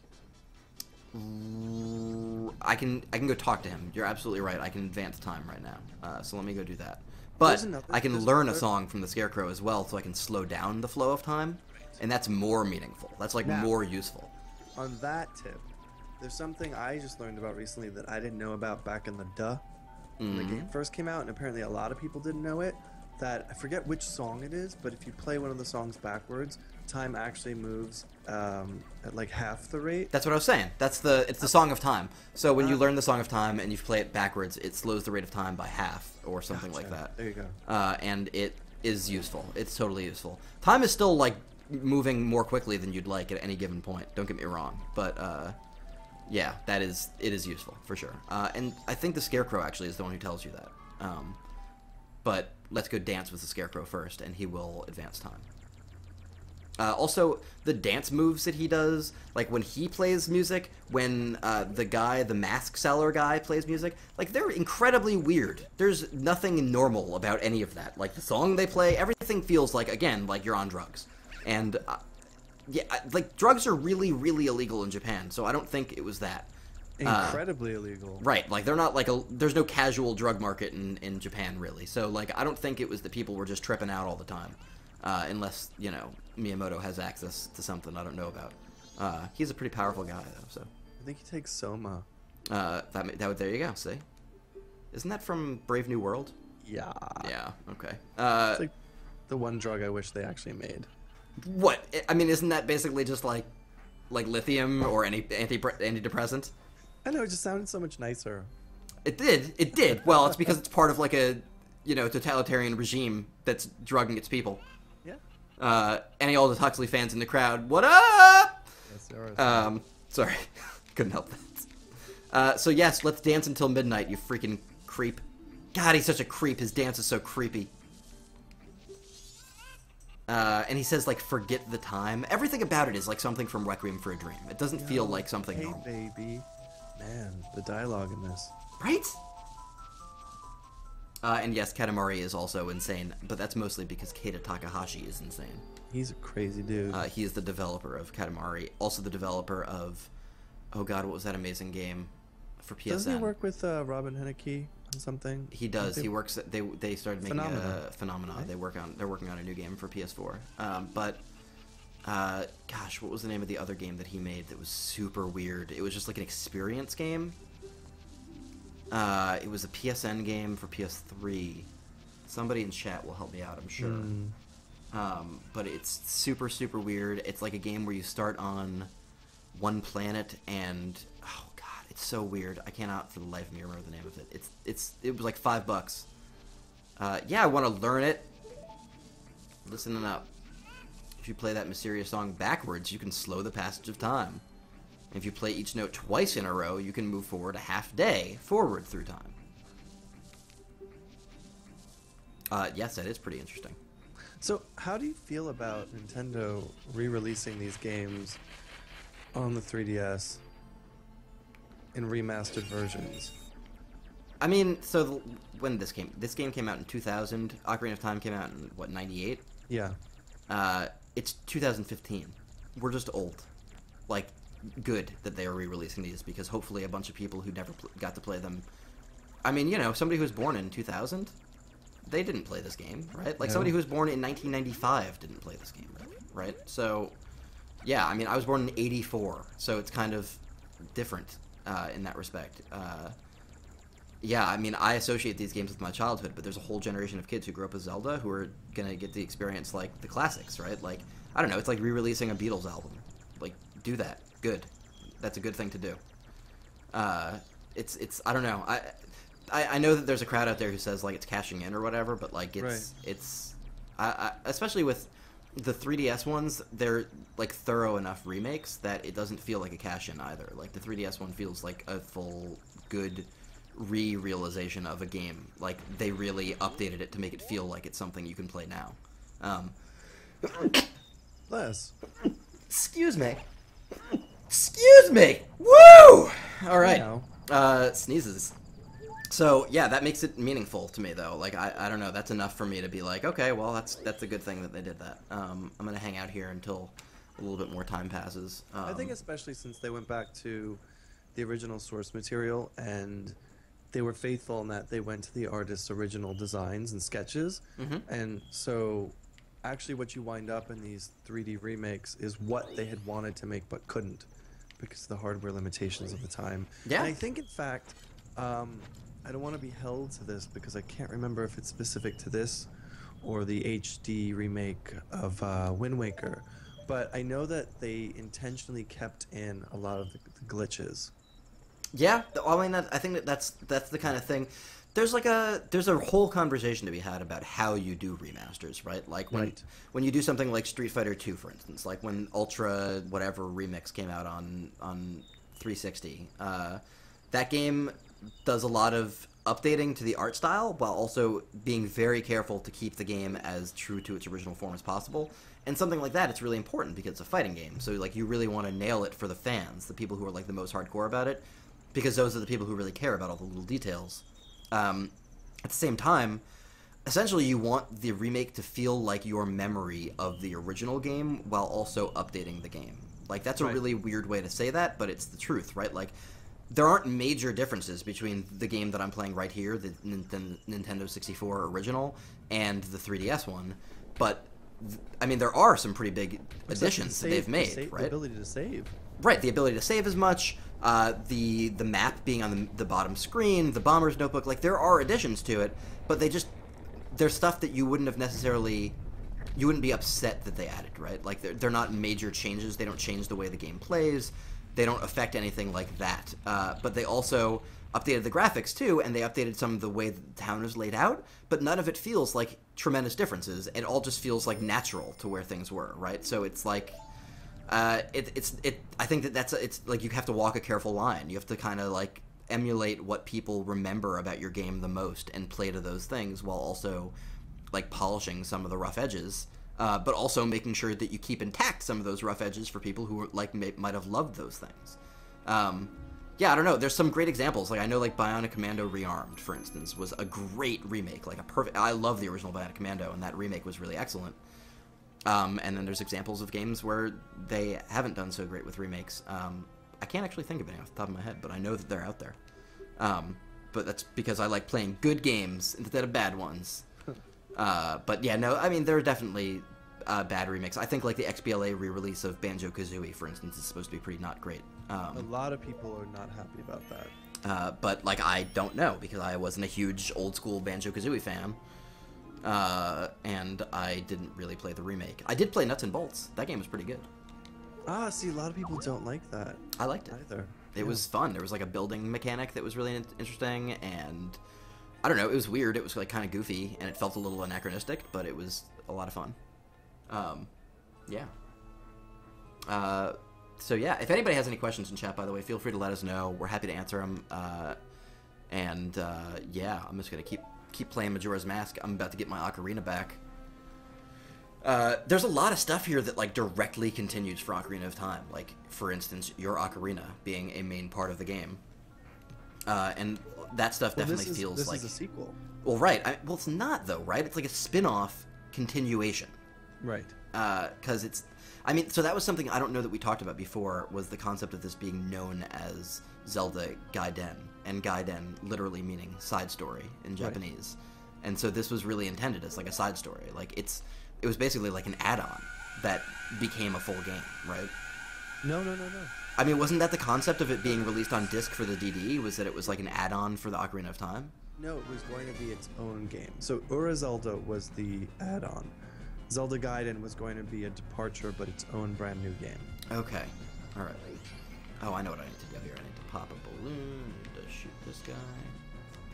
So this is like my weird bone to pick with, and I understand why they had to do it, but when he drops the ocarina onto the ground after you hit him, there's like an up-close shot, and it just looks so poor. The polygons just look so poorly constructed, and you see like the terribly low-res texture map on it to indicate the ocarina's like holes, but it just looks so terrible, and it bothers me so much that Nintendo like let that scene go. Yeah, absolutely. So this is flashback time. Further confirming my theory that this is all just a long acid trip, that somebody spiked Link's drink somewhere in Hyrule and he is just passed out in a bar somewhere, having a really long dream. A drug-induced dream, clearly. That's why everybody's so fuzzy and weird. Lately. What? It's the color palette. That's what it is. It's because of all... Again, it's the visuals. Like, right now, on screen, there's this white scene, right? Are you seeing what I'm seeing yet? No. Okay, so in like a second, there's a flashback that you're going to see, and it's Link, and he's talking to Zelda, and it's like a flashback sort of to Ocarina of Time or something like that. Here we go. But it's all like blurry around the edges. Everything is like intentionally fuzzy. It looks like your vision is messed up, right? It's like, it looks like what happens when they make a music video and they try putting you in like first person of a drunk person. And like, it just doesn't look right. Like, you're trying to find the hard edges and your eyes don't find them, and it just makes you feel like you're kind of drunk. Yeah, I don't know how else to explain that. He initially, the game starts out by him falling down a hole, right? And then you hallucinate seeing like Deku people come and assault you. Right, everybody, I mean, so there's a theory that people say Link is dead. That this is all, and so that's actually being dropped in chat right now from Miss Tinky. Yeah, that's I mean, that's certainly another theory, sure, like that, I guess. And this is all just like his afterlife, or like whatever's happening in his brain, or, I mean, if he's dead, there's nothing happening in his brain, so I don't really know what that would mean. Maybe this is Ghost Link? I think the premise of this game and the ending of Wind Waker are probably two of the bleakest directions Nintendo's ever gone with Zelda. Write A down. Write A down. Okay, I can do this. It's really weird to play this because there's no C buttons, so it's just like I'm using one of the sticks to do this. One thing that I was actually thinking about this the other day after I was playing through Wind Waker, I loathed the entire Wind Waker mechanic of having to play the song. I remember back in the GameCube days, it was like really hard for me to figure out how to do it with the timing. It's a little bit better now on the Wii U, but also I couldn't stand playing the ocarina in Ocarina or Majora's Mask, so I'm really hoping they don't bring that back in Wii U Zelda. So let me ask, actually, you've played a lot of the Wind Waker HD on Wii U. Is that a solid port? I know it looks a lot better. I remember seeing them running right next to each other at E3 and being like pretty impressed. Yeah, it's astounding. I mean, I will go out on a limb and say that is my favorite Zelda game ever. Whoa, whoa, whoa, whoa, whoa. Yeah, that's a pretty big claim. Are you sure? Are you sure you want to say that, knowing that Ocarina of Time is maybe one of the best video games ever made? You know, I enjoyed watching and being an advisor to my friends that would play Ocarina of Time back in the day, but Wind Waker was the first Zelda game that I felt comfortable enough to play myself to completion. Okay. And I think a lot of it had to do with the art style. I think I was the only person back when it was originally announced that didn't totally lose their mind when they weren't given the ultra-realistic graphics that Space World demo had promised. Space World! Wait for Space World! Yes, I'm sorry. Go ahead, please continue. This has been so long since I've ever even heard somebody say the word Space World. I know. It was write A down. Write A down. So, yeah, there we go. Agrees with me that Wind Waker is the best. There's something approachable about it. There's something way more emotive about Link's expressions in that game. I really enjoyed the battles. They were easier, and I think that's the thing, is that they were easier for me to get into. Whereas I think it's a lot more complex when you're playing the open, these games on N64. Sure. Yeah, but it totally holds up, and in fact, it was hard for me to appreciate the difference initially when I was playing the game, so I actually had to get on my computer, go to YouTube, and I Googled comparison videos of both games side by side, the original and the HD, and it is astounding. And then I had a lot of asks, and it's just so fascinating. Just log on to Nintendo.com and look for that, because they actually talk about the programmers were so advanced at the time for what they were coding Wind Waker that the GameCube couldn't actually do. So then when they were going back to look at the code to figure out how to port it to the Wii U, they were actually astounded that they had coded for things that wouldn't even be possible, and that could only be fully realized now. So, but you see it. I mean, he looks like a fully 3D cartoon character. Right, like it's Toon Link, right? I love it. There is a weird thing, though, with the shading, where I think at the certain instances, like when he's entering a temple or when he finishes a boss battle, the way the shading is, he can look like claymation, and it's not consistent, and it's really noticeable. Okay. Yeah. So did they make the kind of adjustments though as well to that they have made to something like Ocarina or Majora, where they've what adjustments you need? So like streamlined stuff, right? Like I know that a big part of the complaint about that game was going around on the boat. So have they fixed some of that stuff?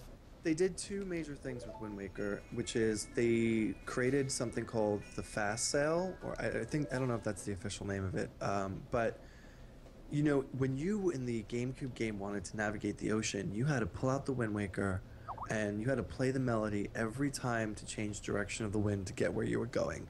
And that was maddening. They changed that with the Fast Sail in the HD remake, but they didn't tell anybody in game. So unless you read about it beforehand or read a review where they mentioned it, you wouldn't know where to find it. It's in some weird gambling mini game, and it only shows up every so often. So you may even go and play that side quest, the mini game, gamble, and you don't get that item. And then you move on. You don't know, and you're playing the game with the slow sailing. So they included that, and it makes a huge difference because you just press the A button and you just boom zoom. The other thing is they reduced the fetch quest at the end for the Triforce fragments. Not by much though, so it's still irritating. That's But really that's it. unfortunate. They didn't change anything else.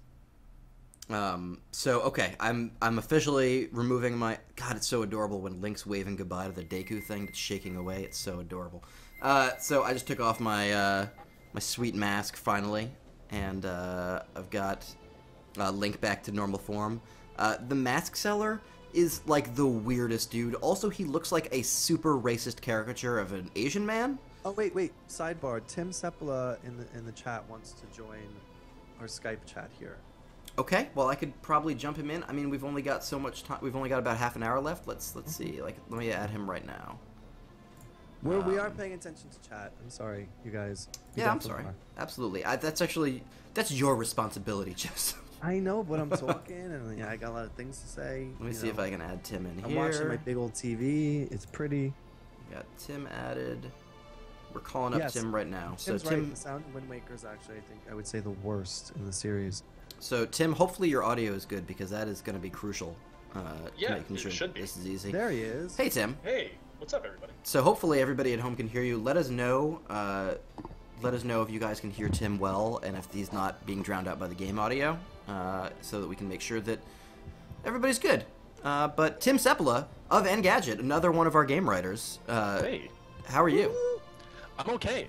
When you guys started talking about Wind Waker HD, I got really excited because I wanted to talk about that. Oh yeah? What did you want to talk about it? That the sound is bad in it?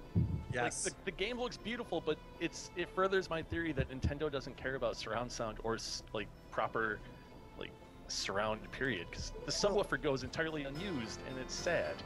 So you're a big audiophile though, in fairness. So is this something that only somebody who has a big audio setup's going to notice, or is this something that everybody's going to notice? I don't know. Like, Joseph, I don't know what your home entertainment setup's like, but I mean, like, that was the big thing I was super excited about because they said HD. I was like, oh, I wonder if they're going to remaster the sound too, because I loved the music and I love the sound. So maybe you can enlighten us what it's like playing with, I don't know, like I said, I'm a crazy person. I have a dedicated surround setup, so I'm not sure what it's like for everybody else. I just want a really quick sidebar. If you can go around the mask guy and angle up to his sack, you'll see a Mario face mask. Oh no, yes, there's definitely a Mario face mask on there. Little bit of hidden Majora's trivia. I enjoy sound, Tim. I don't know that I have the level of expertise that you do on the subject, but I will say from all the things I've read, that is one of the major gripes a lot of people have with Wind Waker, is the sound wasn't as... They feel as though Nintendo didn't put a lot of effort into that, which is why I think then Nintendo switched over to that orchestral setup for Skyward Sword, if you remember, and made a big push on the sound for that. Yeah. So, but I have a TV. I don't have crazy speakers or subwoofer or anything like that. I think living in apartments, it's hard to have that sort of a setup. So. Oh yeah, definitely. Oh man, he is bugging out, guys. The Mask Man is going nuts. I love it. Like every one of his animations is ridiculous. He's actually more frightening than Majora at the end. Right. Way more frightening to me than the Skull Kid is the freaking mask guy. And he should have been the end boss. I'm surprised he wasn't, actually. I think that's a big red herring. Also, I'm sorry if everybody hears the police sirens right now. Definitely live in Brooklyn. Oh, I love New York. Yeah, it looked like the mask guy was literally wringing your neck and about to murder you. He literally was. He was actually doing that. I mean, he's like shaking you in the air, which in England he'd be in jail right now. Can you imagine being a parent and coming into the room and seeing like your 10-year-old playing this game where his on-screen avatar is being choked by an adult? Right. And you're like, wait, that's why I bought them Nintendo, so I wouldn't see that. No whores are dead by a car, you know? Right. Jeez, just going right for the gut. Yeah, some of these animations, or some of these movies, like in-game movies, are really pretty impressive still, despite the fact that they're relatively old. The kind of stuff that, like, yeah, I guess I'm surprised they look as good as they do, considering I'm playing it on, you know, an HD TV and whatever else, right? Like, it's not exactly optimized for the game. So, you know, the whole choice that was an intensely heated debate within Nintendo, because at the time that N64 came out, full motion video was all the rage. And you can see it in any game on PlayStation you know, from the time, any of the Saturn games. They used a lot of those pre-rendered cutscenes, and Miyamoto's big thing was the player must always be playing. If they're not playing, they're not being entertained. If they're not pressing buttons, they're not. It's not a game. So he was really in favor. Also, the size storage limitations of the ROM. Yeah, I was going to say the other side of this is really that the cartridges just aren't really capable of handling full motion video. Right. But the guy that they brought in from the team to work on the camera system for the in-game cinematics on Ocarina of Time, that actually led to him heading up a new department within Nintendo for cinematics. So you can thank Ocarina for sort of pioneering that and this one particular developer, because he had no idea. You know, he was just a hobby, and he figured it out, I guess, to the point where he's now in charge. There are totally cutscenes, though, and to some extent in other Nintendo games, like even N64 era, like Mario, like when they do the fly-through of the castle at the beginning of the game, that's basically but a cutscene, it's real time. So there's Mario. I'm looking at Mario, by the way, on his back right now, which you have to go into first-person view and manually look at the camera, but it's definitely like a creepy, weird version of Mario on his back. It is. Actually, I think Mario Sunshine is the only game to use a full-motion video, and it's the intro sequence, and it's, I think, universally loathed. Yeah, the thing about Mario Sunshine is it's a bad game. That's the other side of things. Wow. Is that the game is not good, and there's some defenders out there. It sounds like Joseph might be one of them. The game is not good. I liked it. Yeah, it's a big pass on the Nintendo side for the Mario game for that whole console generation. Were you Tim? Were you a Nintendo boy back in the day, or were you? Where did your allegiance lie? Let's see. It all depended on what console I got for Christmas. So I went from an NES to a Genesis, and then from a Genesis to an N64, and then I got an Xbox and then a GameCube. So, and I skipped the Wii. You got Xbox before the GameCube. Interesting. I did.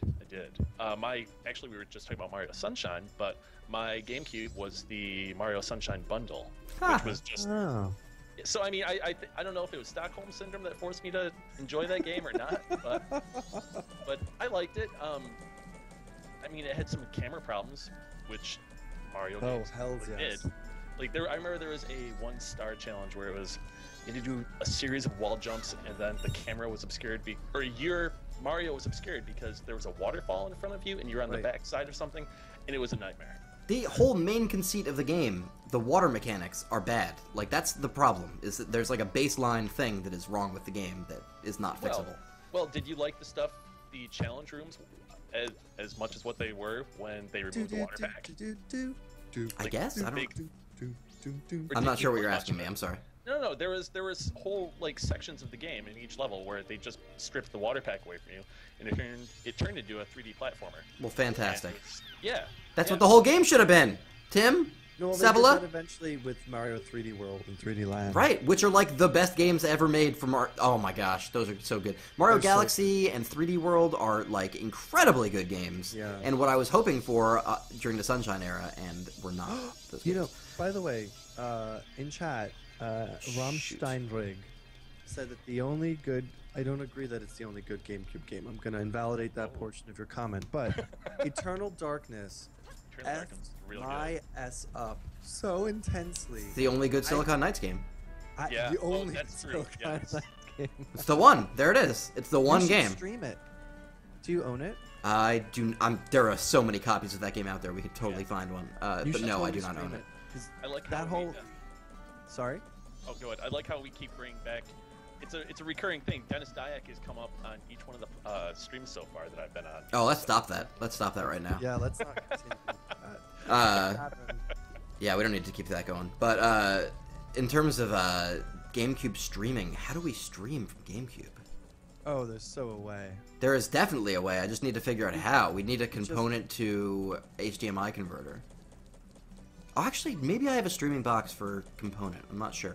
What I need to do right now is find the laundry area, and I am doing a really bad job of it. Where the hell is it, guys?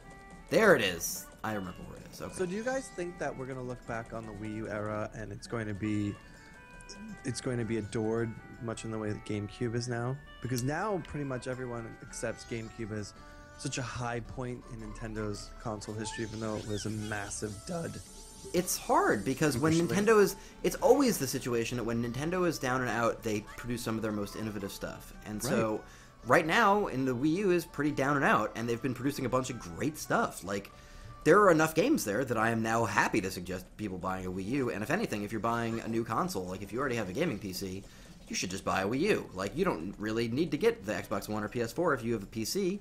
And so the Wii U is like the only of the consoles that's like, yeah, you really can't get that stuff anywhere else. And it's, some of it's really great. Like Smash Brothers is a really good game, and Mario 3D World is a really, really good game, and Mario Kart 8 is a really good game. And Wonderful 101, which I will stand for until the end of time.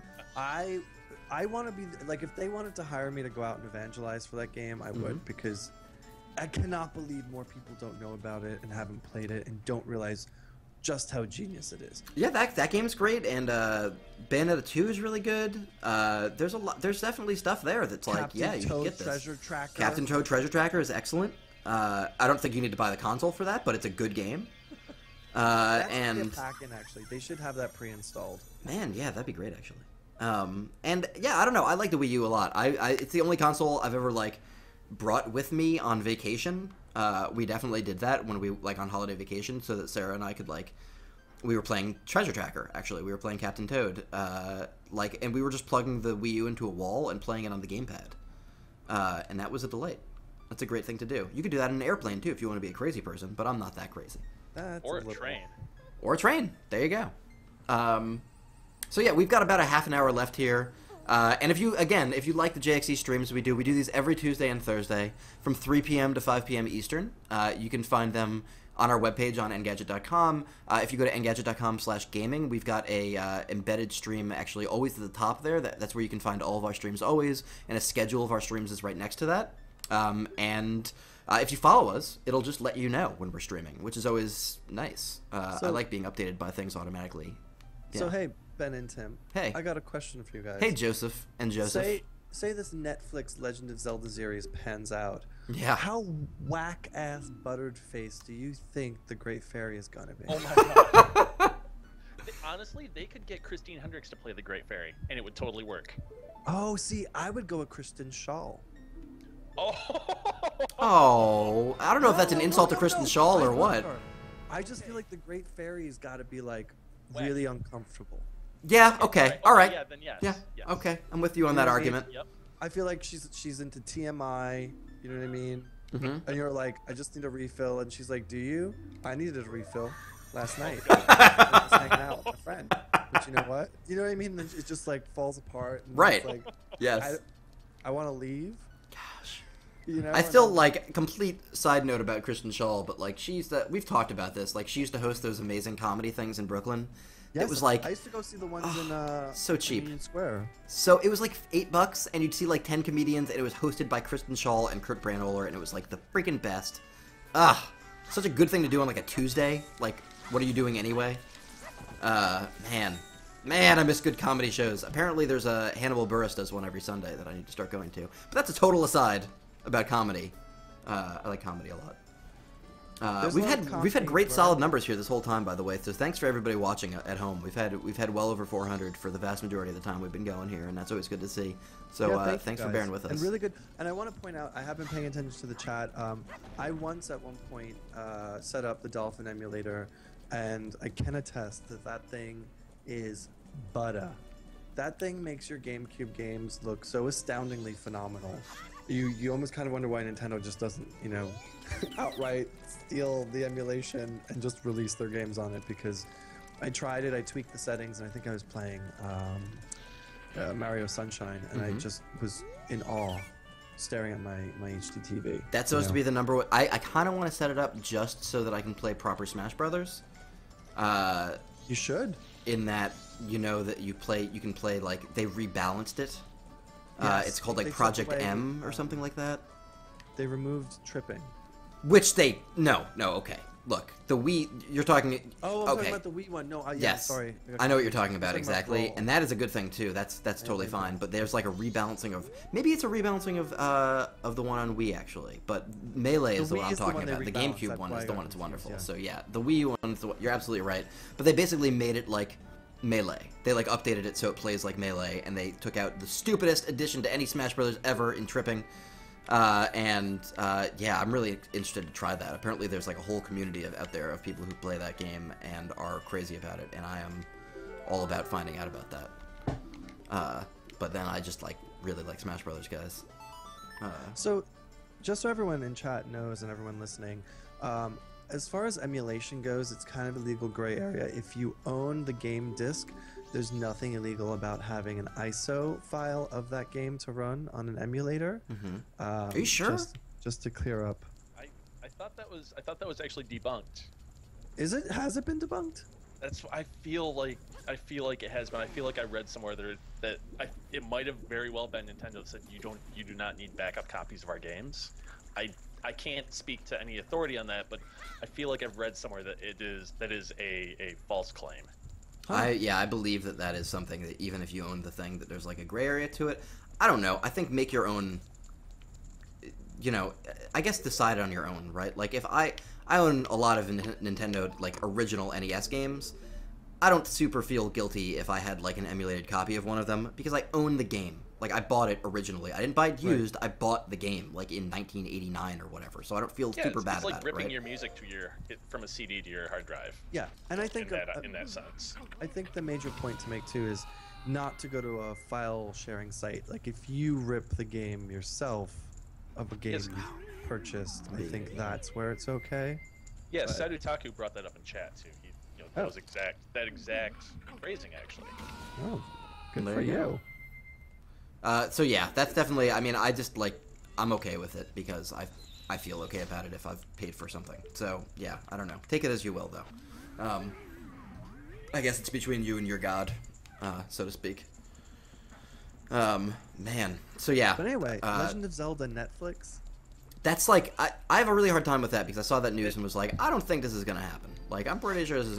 It sounds like an optioning thing that they just were like, well, you know, I don't know, maybe. Well, didn't something come out in the Sony hacks that Sony was working with Nintendo on a Mario movie as well? Like another one? Yeah. But they strike those deals all the time. Right. It's just giving them the opportunity to go forward with it if they want to. And I don't know. It'd be weird with Link actually talking, and I was talking about that with a friend. With the Wii U version of the next Legend of Zelda game. I don't know if it's at the point where I'd be okay with voice acting because we've gone 30 years without it, and I think it'd be really jarring if all of a sudden all the characters started talking in full sentences instead of there being text. Thank you. I'm not sure that I want that. I genuinely don't think that they would do that though, right? Like I don't know. I know that like I was listening to the Giant Bombcast, and they were talking a little bit about what it would be, and I think I can't remember exactly who it was that said it, but it was like the idea that maybe it's. You know, the story of it's just like the themes and the characters of Zelda that are put into a world that has the same kind of construct as Zelda, where there's like a silent protagonist that has these things that it has to that has these goals in the world, and there's maybe there's a princess, maybe there's an like some sort of an antagonist, and it's like a kind of Groundhog Day thing where it's like different scenarios for the same tropes, and that maybe would be interesting. But it's hard because when you put the name Legend of Zelda on it, it comes with a bunch of baggage, right? Like, there's a lot of expectations to that, especially like even just this base level one we're talking about right here. Like, there's the guy can't talk. Like, it's the same problem that you have with Halo. Like, if you made a Halo game or a Halo movie, does Master Chief talk? I mean, he sort of talks, but he's basically a silent protagonist, right? Like, he talks. Did you watch Forward Under Dawn? Because that wasn't good. I bet it wasn't.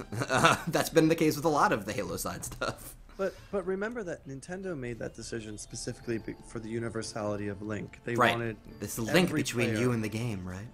Right. So because you are Link. Right. That's why they named him Link. Right. That's the whole idea. Yeah. So I don't know. That was one of the things, Tim, that immediately when I saw that report, I thought to myself, I don't know that they could do it because they've been so insistent on him not having a voice. But on the other hand, Nintendo has really realized lately and been public about the fact that their IP is their bread and butter. Not so much video games, but the characters they've created. So I could see them being like, you know what? We could make way more money if we broaden this out to entertainment in terms of like, film and television. Right. you know what? Compromise. Give him a voice. We need to modernize. They will make way more money appealing. My sister, apropos of nothing, contacted me to say, did you hear Netflix is making a Legend of Zelda series? Mm-hmm. And then proceeded to tell me that she would watch it with all of her children. Right. Aw. Just Yeah. like Game of Thrones. And I thought to myself... She watches Game of Thrones with her kids? Whoa. What? No! Oh. That was some very, very. That was a choice of phrasing that wasn't properly accurate. Did you hear the response from Tim? It sounded like he literally got hit in the face by your statement. I mean, this is coming from a kid that saw Goodfellas at age 8, and I wouldn't.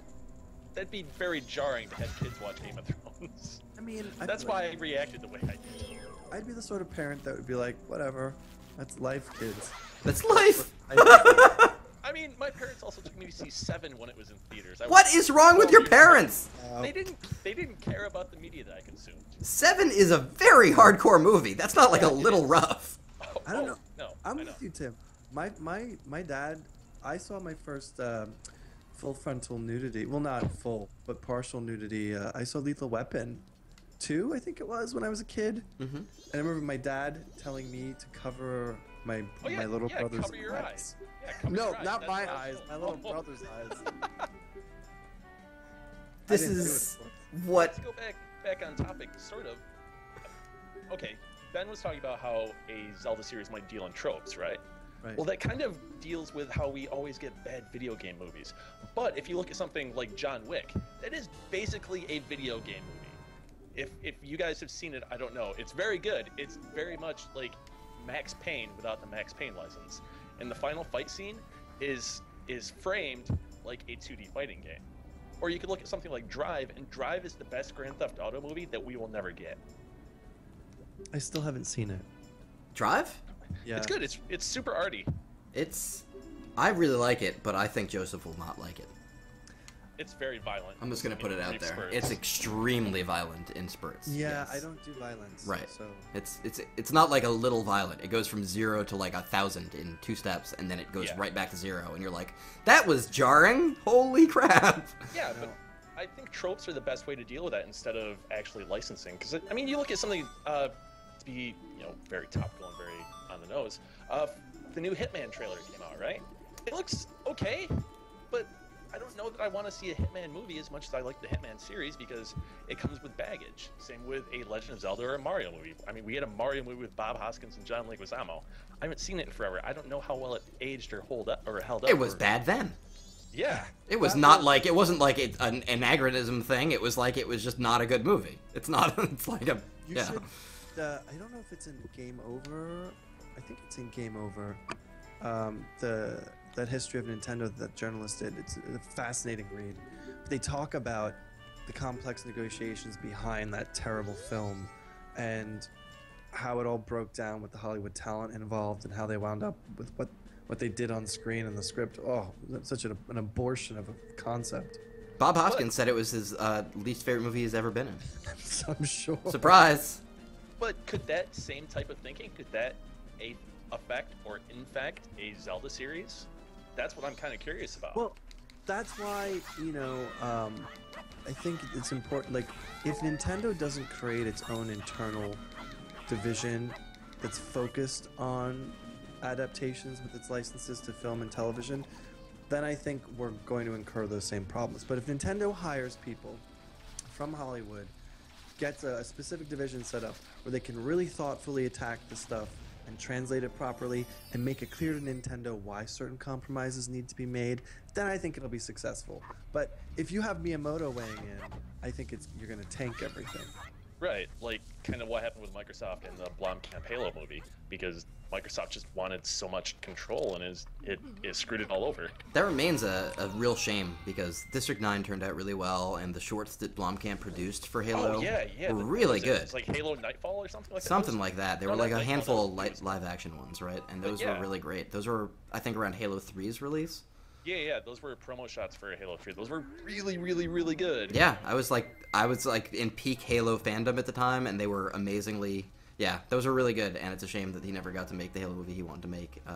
Especially considering like Weta was on board and whatever else. Like it seemed like something that was actually going to turn out well.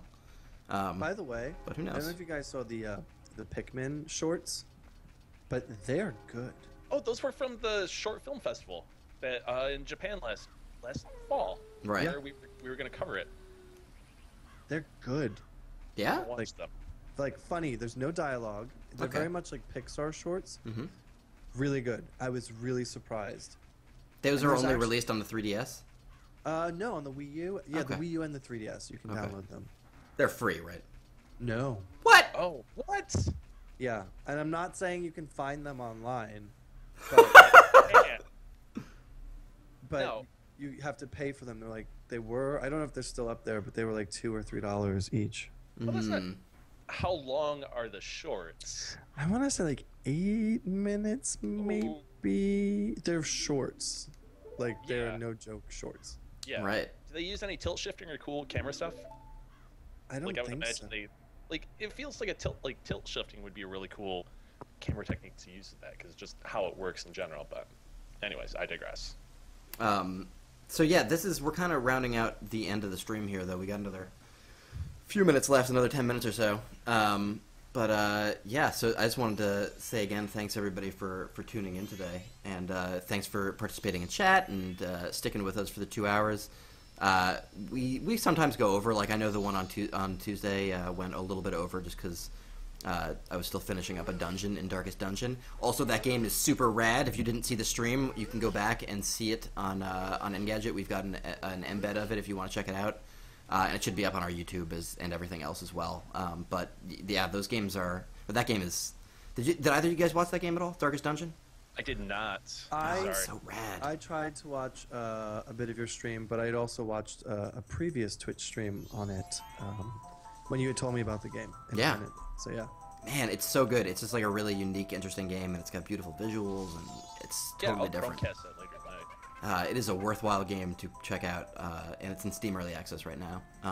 But yeah, we'll be doing a lot of different stuff. So that was the point I was making here, is that we were kind of all over the place with what we're doing in terms of how it makes sense to current news and what games are coming out and everything else. So yeah, Darkest Dungeon was just a game I'd heard was rad, and I wanted to check it out, and it turns out it's really rad. So good news. So, But, hey, yeah. do you think that the whole real conceit of Majora's Mask is that the Skull Kid has body dysmorphia and he's all like, I hate how I look in the mirror? And then he puts on the mask and he's like, oh, look at my beautiful eyes. Oh my god. I think he's got to have some sort of a medical problem because he does a lot of shaking. There's a lot of weird shaking. Also, when he doesn't have the mask on, he looks super creepy. He looks kind of Yeah. creepy with the mask, way creepier without the mask. And he makes all that like sad graffiti about what he looks like. Oh god. Yes, he does. And then he goes home and eats like a box of Entenmann's donuts and he's like, I don't care. I mean, there is, in fairness, like this picture, he draws himself the duck face, so I think your body dysmorphia thing is maybe spot on. Oh boy. Is this the? Well, you said it earlier, Joseph. That this is one of the bleakest Nintendo games, right? This is definitely, yeah. And I never got to finish Wind Waker because, for whatever reason, when I got to the end part, I'm not going to spoil it because there's the HD version on. People might not have played it so far, but I didn't have the light arrows in the black and white sequence. I don't know how the game didn't let me get the light arrows, but I was trapped in there on the GameCube, and I could never get past it. But Sounds great. I hear how Link kills Ganon is absolutely brutal, especially considering he's a child. Well- It's the knife to the head, and he pulls it through the skull. But that's not the first time they've done that. Ganondorf has taken a knife through his body twice now. Yeah, I know. Every time I see that endgame cinematic, I'm like, okay, all right, we went there together. Yeah, Link lost his innocence at that point. Jeez, man, there's Tingle floating over here. I got wolves chasing me. Things are Those getting wild. wolves still scare me to this day. Oh, whatever. They're just a bunch of polygons. I like the Wolfos. Is that what they're called? Wolfos? Yeah, I believe so. Are you sure that's not just Wolf OS and that's the operating system they're running on? Oh my. There's a little technology humor for you guys, huh? Huh? How about that? And then what there's an enemy called the Stealthos as well. Okay, I have a good buddy who's got a Zelda tattoo, and when we talk about Zelda, he knows way too much about it, and it ends conversations, unfortunately, because he's like talking all this jargon, and I'm like, yeah, no, I totally don't know what you're talking about, and it's a unfortunate. I feel like I need to hang out with your friend. It's Jeff. You know Jeff. Oh, yes. He's the reason why I'm using this classic controller right now, because my good buddy had the sense to keep his classic controller from the Wii, whereas I did not. I still have mine. I do not. I have nothing from Wii, basically. I have Wii remotes because I need to keep them to use with the Wii U, and that's basically it. You know, I was thinking about that last night, actually.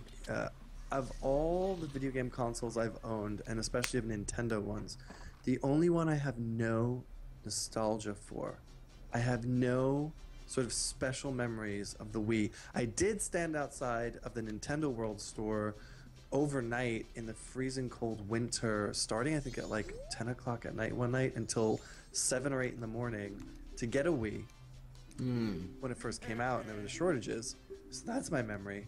But I don't have any like love for the Wii. Would you call that a positive memory? I think it was like it demonstrated the strength of my character. Okay. so you subscribe to the Calvin and Hobbes, Calvin's dad's school of thought, where anything bad happens to you, it builds character. Yes. Yes, because I also had to talk to these other crazy people all night. Oh, that's the worst part. Can we just be clear right now on this guy that's working in the boat shop is wearing... He looks like a member of the Village People. He's like a leather daddy. Like, I don't understand... They redid his chest hair in the 3DS version. Yes, they did. What is it shaped like? It's just a little bit more like real. Realer. Yeah. Oh. But yeah, this seems as good a time as any actually to kind of cut things off here and throw to the logo. But yeah, I want to thank you guys for joining us, and I want to thank everybody in chat for playing along and watching our stream here today. This has been JXE Streams. I am Ben Gilbert. I'm here with Joseph Volpe and Timothy Sepulveda. So thank you very much, guys. Thank you. And we'll be back on. Batman's back, and that's an awesome username, and I'm just gonna call that out every time I see it. Okay, fair enough. Fat Kid Fight, love you showing up. Thanks for all the solid comments from Ramstel Sternlrig. I can't pronounce that. Rig. Okay, thank you for there being a German here. Yeah, we'll be back on Tuesday at 3 p.m. Eastern with another JXE Streams for you. So thanks, and see you soon, folks. Ciao. Bye. Bye.